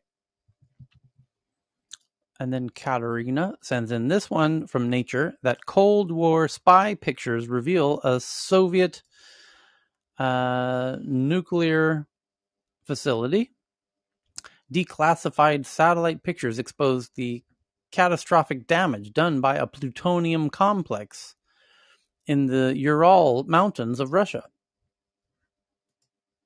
Interesting. And Katerina sends in this one. And the headline says, make electric cars lighter, tax heavy cars, as electric EVs are far heavier than normal cars because of the big batteries. Shrink batteries to consolidate the gains from electrifying transport. Okay. And then Ellen, our friend Ellen from Norway, believe it or not, sent in a headline from Norway, where a gentleman by the name of Kjell Ing-Rok is one of Norway's wealthiest individuals, and he's now launching a $30 million startup lab and building a team to bring startups to Norway, or to build startups or to grow future startups in Norway. And then Jonathan Scott, known as Data, who joined us in this room when we met previously about 10 hours ago. He's a rather well-renowned hacker who's been finding lots of really interesting exploits, and he just streamed one of those exploits on his Twitter account. So I'm retweeting his video stream where he's showing the latest iOS 15.0.2, which is the brand new operating system for your phone. Even newer than one you probably have. You probably haven't even upgraded it yet. That's how new it is. It came out like yesterday. And he's showing that the wireless pairing with passcode locked device vulnerability. And he shows how he does it step by step in his video stream that I just tweeted. It's very interesting indeed. And then what else do we have? From Faraz, how NASCAR is in the race to develop a brand identity for the metaverse. You know, NASCAR in the metaverse. And what else do we got here? Oh, the Havana syndrome hits at least 5 U.S. families. The State Department vowed to address the issue days before Secretary of State Blinken arrived in Colombia. We got Blackstone bets on music business with $1 billion hypnosis deal. Blackstone, the asset manager and music company, creates a fund to buy song catalogs, expecting such rights to grow amid the rise in online streaming. And a lot of big artists with big catalogs are selling, coincidentally. Neil Young and Bob Dylan, Both recently sold their catalogs. And then Evan found this one about how to move more goods through America's clogged infrastructure. Self-driving trains could be greener, carry more stuff, and help unclog America's congested supply chains. Yep, and Germany just unveiled their first autonomous train yesterday in Hamburg. That's right. And then Faraz sends in this one from... and the headline reads that Russia doesn't plan to follow in China's footsteps by banning crypto, says Deputy Finance Minister. And then Faraz sends in this one that the Swiss think tank initiates vote to add Bitcoin to federal constitution. Swiss think tank 2B4CH is preparing an initiative to potentially make Bitcoin a reserve asset held by Swiss National Bank next to gold. And Evan just sent in a video of a flying car test drive called the Blackfly, a personal aerial vehicle. Will soon be on sale. And you can see the video from the Twitter account. And Binance launches $1 billion fund to fast-track blockchain tech adoption. So just tweeted that out. And Dubai Courts launches a digital litigation program at Expo 2020. Digital litigation program aims to support the use of modern technology and digital transformation in the judicial services, as we will soon have digital courts. And the next one from Faraz from Bloomberg, that Saudi mining plan gets $3 billion EV boost from Australian firm. An Australian company plans to invest $3 billion in Saudi Arabia in a bet on the metals used in batteries for electronic vehicles. And CNN reporting that Ryanair, which is the budget airline of Europe, insanely cheap, mind-blowingly cheap, but oh boy, do they make it tricky to avoid their fees. They monetize based on the knowledge that you will likely violate one of their policies and end up paying some fees. That's a really interesting business model they got there. But Ryanair bans customers who claimed credit card refunds for flights they didn't take. Ryanair is refusing to carry passengers who were refunded by credit card companies for flights they did not take because of coronavirus. So, if you previously had booked Ryanair flights and then due to COVID regulations, the credit card companies refunded your money, Ryanair made note of that, and they're no longer selling you Isn't that tickets. the company that used to charge you to go in the toilet, like €2? They had like a little cash machine. You had to. Yes. Yeah. Yeah, they're amazing. For the Americans who've never been to Europe and flown on Ryanair, you can fly throughout Europe for $5. However, you will have to bring a your own pre-printed boarding pass from your own computer at home, and you better do it on precisely A4 paper, or you'll find yourself paying a $60 fine. And that's how they get you. I did my master's in Manchester, and I flew to Holland, and I had no money except my ticket. So I wore like 6 of my winter jackets so I don't have to pay. So I remember that. Oh yes, they exactly right. Ryanair is renowned for their luggage fees as well. We're not allowed to bring anything, honestly. And so what people do is they wear multiple you have to wear all of the clothes that you were planning to bring in your bag on you.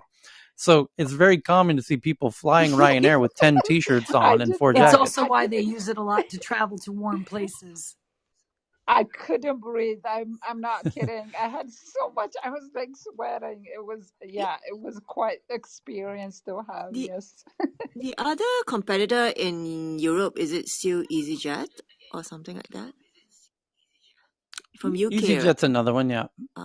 And so is Wizz. WIZZ. While we're on airline Wizz. scams, do not use Cheap Flight Guru. I just got royally screwed by them in rebooking a flight where I had to pay $600 for a $150 flight through rebooking. the only way I could get my money out of them at all. So do not use them. Oh, bad Yeah. John, you reveal. know who does that? EasyJet does that as well. EasyJet charges you a fortune when you need to change. It's something like $300-$400 to make a change. Yep. And just give Is up then. So Ryanair is charge you Ryanair. that much, or they just don't let you do it? Well, right. The trick with Ryanair is to just book a whole new flight because that's the whole crazy thing about them is they make the initial flight as crazy cheap as possible, and then they get you on all of these fees. And then to avoid the fees, you just say, fuck it, just book a new flight. So if the fine, what happens is you show up at the airport, you paid $15 on the website, you show up, and by the way, you missed one little checkbox when you were signing up online, and you arrive at the gate, and you didn't pre-print out your boarding pass. They're going to fine you $60 to print your boarding pass. So, and they've already made arrangements with anyone near the airport that owns a printer to not print out your boarding pass for you. And then, so you could have that problem, or you could rebook the ticket for $15, is often a cheaper solution. Okay, to many of the fines. Messy's tech news around Africa will be starting in 4 minutes. Yes, well, go ahead and start it. You ready, Messy? Yep, I am all ready. So let's do it. I will start on top of the hour. Okay. We'll start it now. Oh, okay. All right. Thank you. Okay. So we See will. you guys there. Yep. One last one here. United Masters, which is a really cool company that helps musicians, will now let musicians receive pay in cryptocurrency. The U.S. music distributor will allow artists to get paid in cryptocurrencies from Coinbase. Very cool collaboration there. And then Microsoft Research presents a prototype VR controller which can dynamically adapt its shape. It's kind of like a sponge controller for VR. Very cool. I just tweeted that one out. And then Kathy Wood's ARK funds snapped up CRISPR shares ahead of plunge. CRISPR Therapeutics, AG, plunged 8.8% just after Kathy Woods bought a whole bunch. And then Miami's mayor says plans advancing to pay city employees in Bitcoin. Miami Mayor Francis Suarez says that a major priority for the city is to be able to pay government employees in Bitcoin. I want us to differentiate, he says. And what else here? NBC News reporting that new Amazon and Google contracts with Israel betray company values and workers like us, according to NBC News. Okay. Alrighty. So has our friend Messi opened the Tech News Africa room? I hope so. Cheryl, can we see? I don't see it. It's there. I see it. It's there. Okay. Well, yeah. And then we will jump on over there. So thank you for joining us. And we'll see you mañana.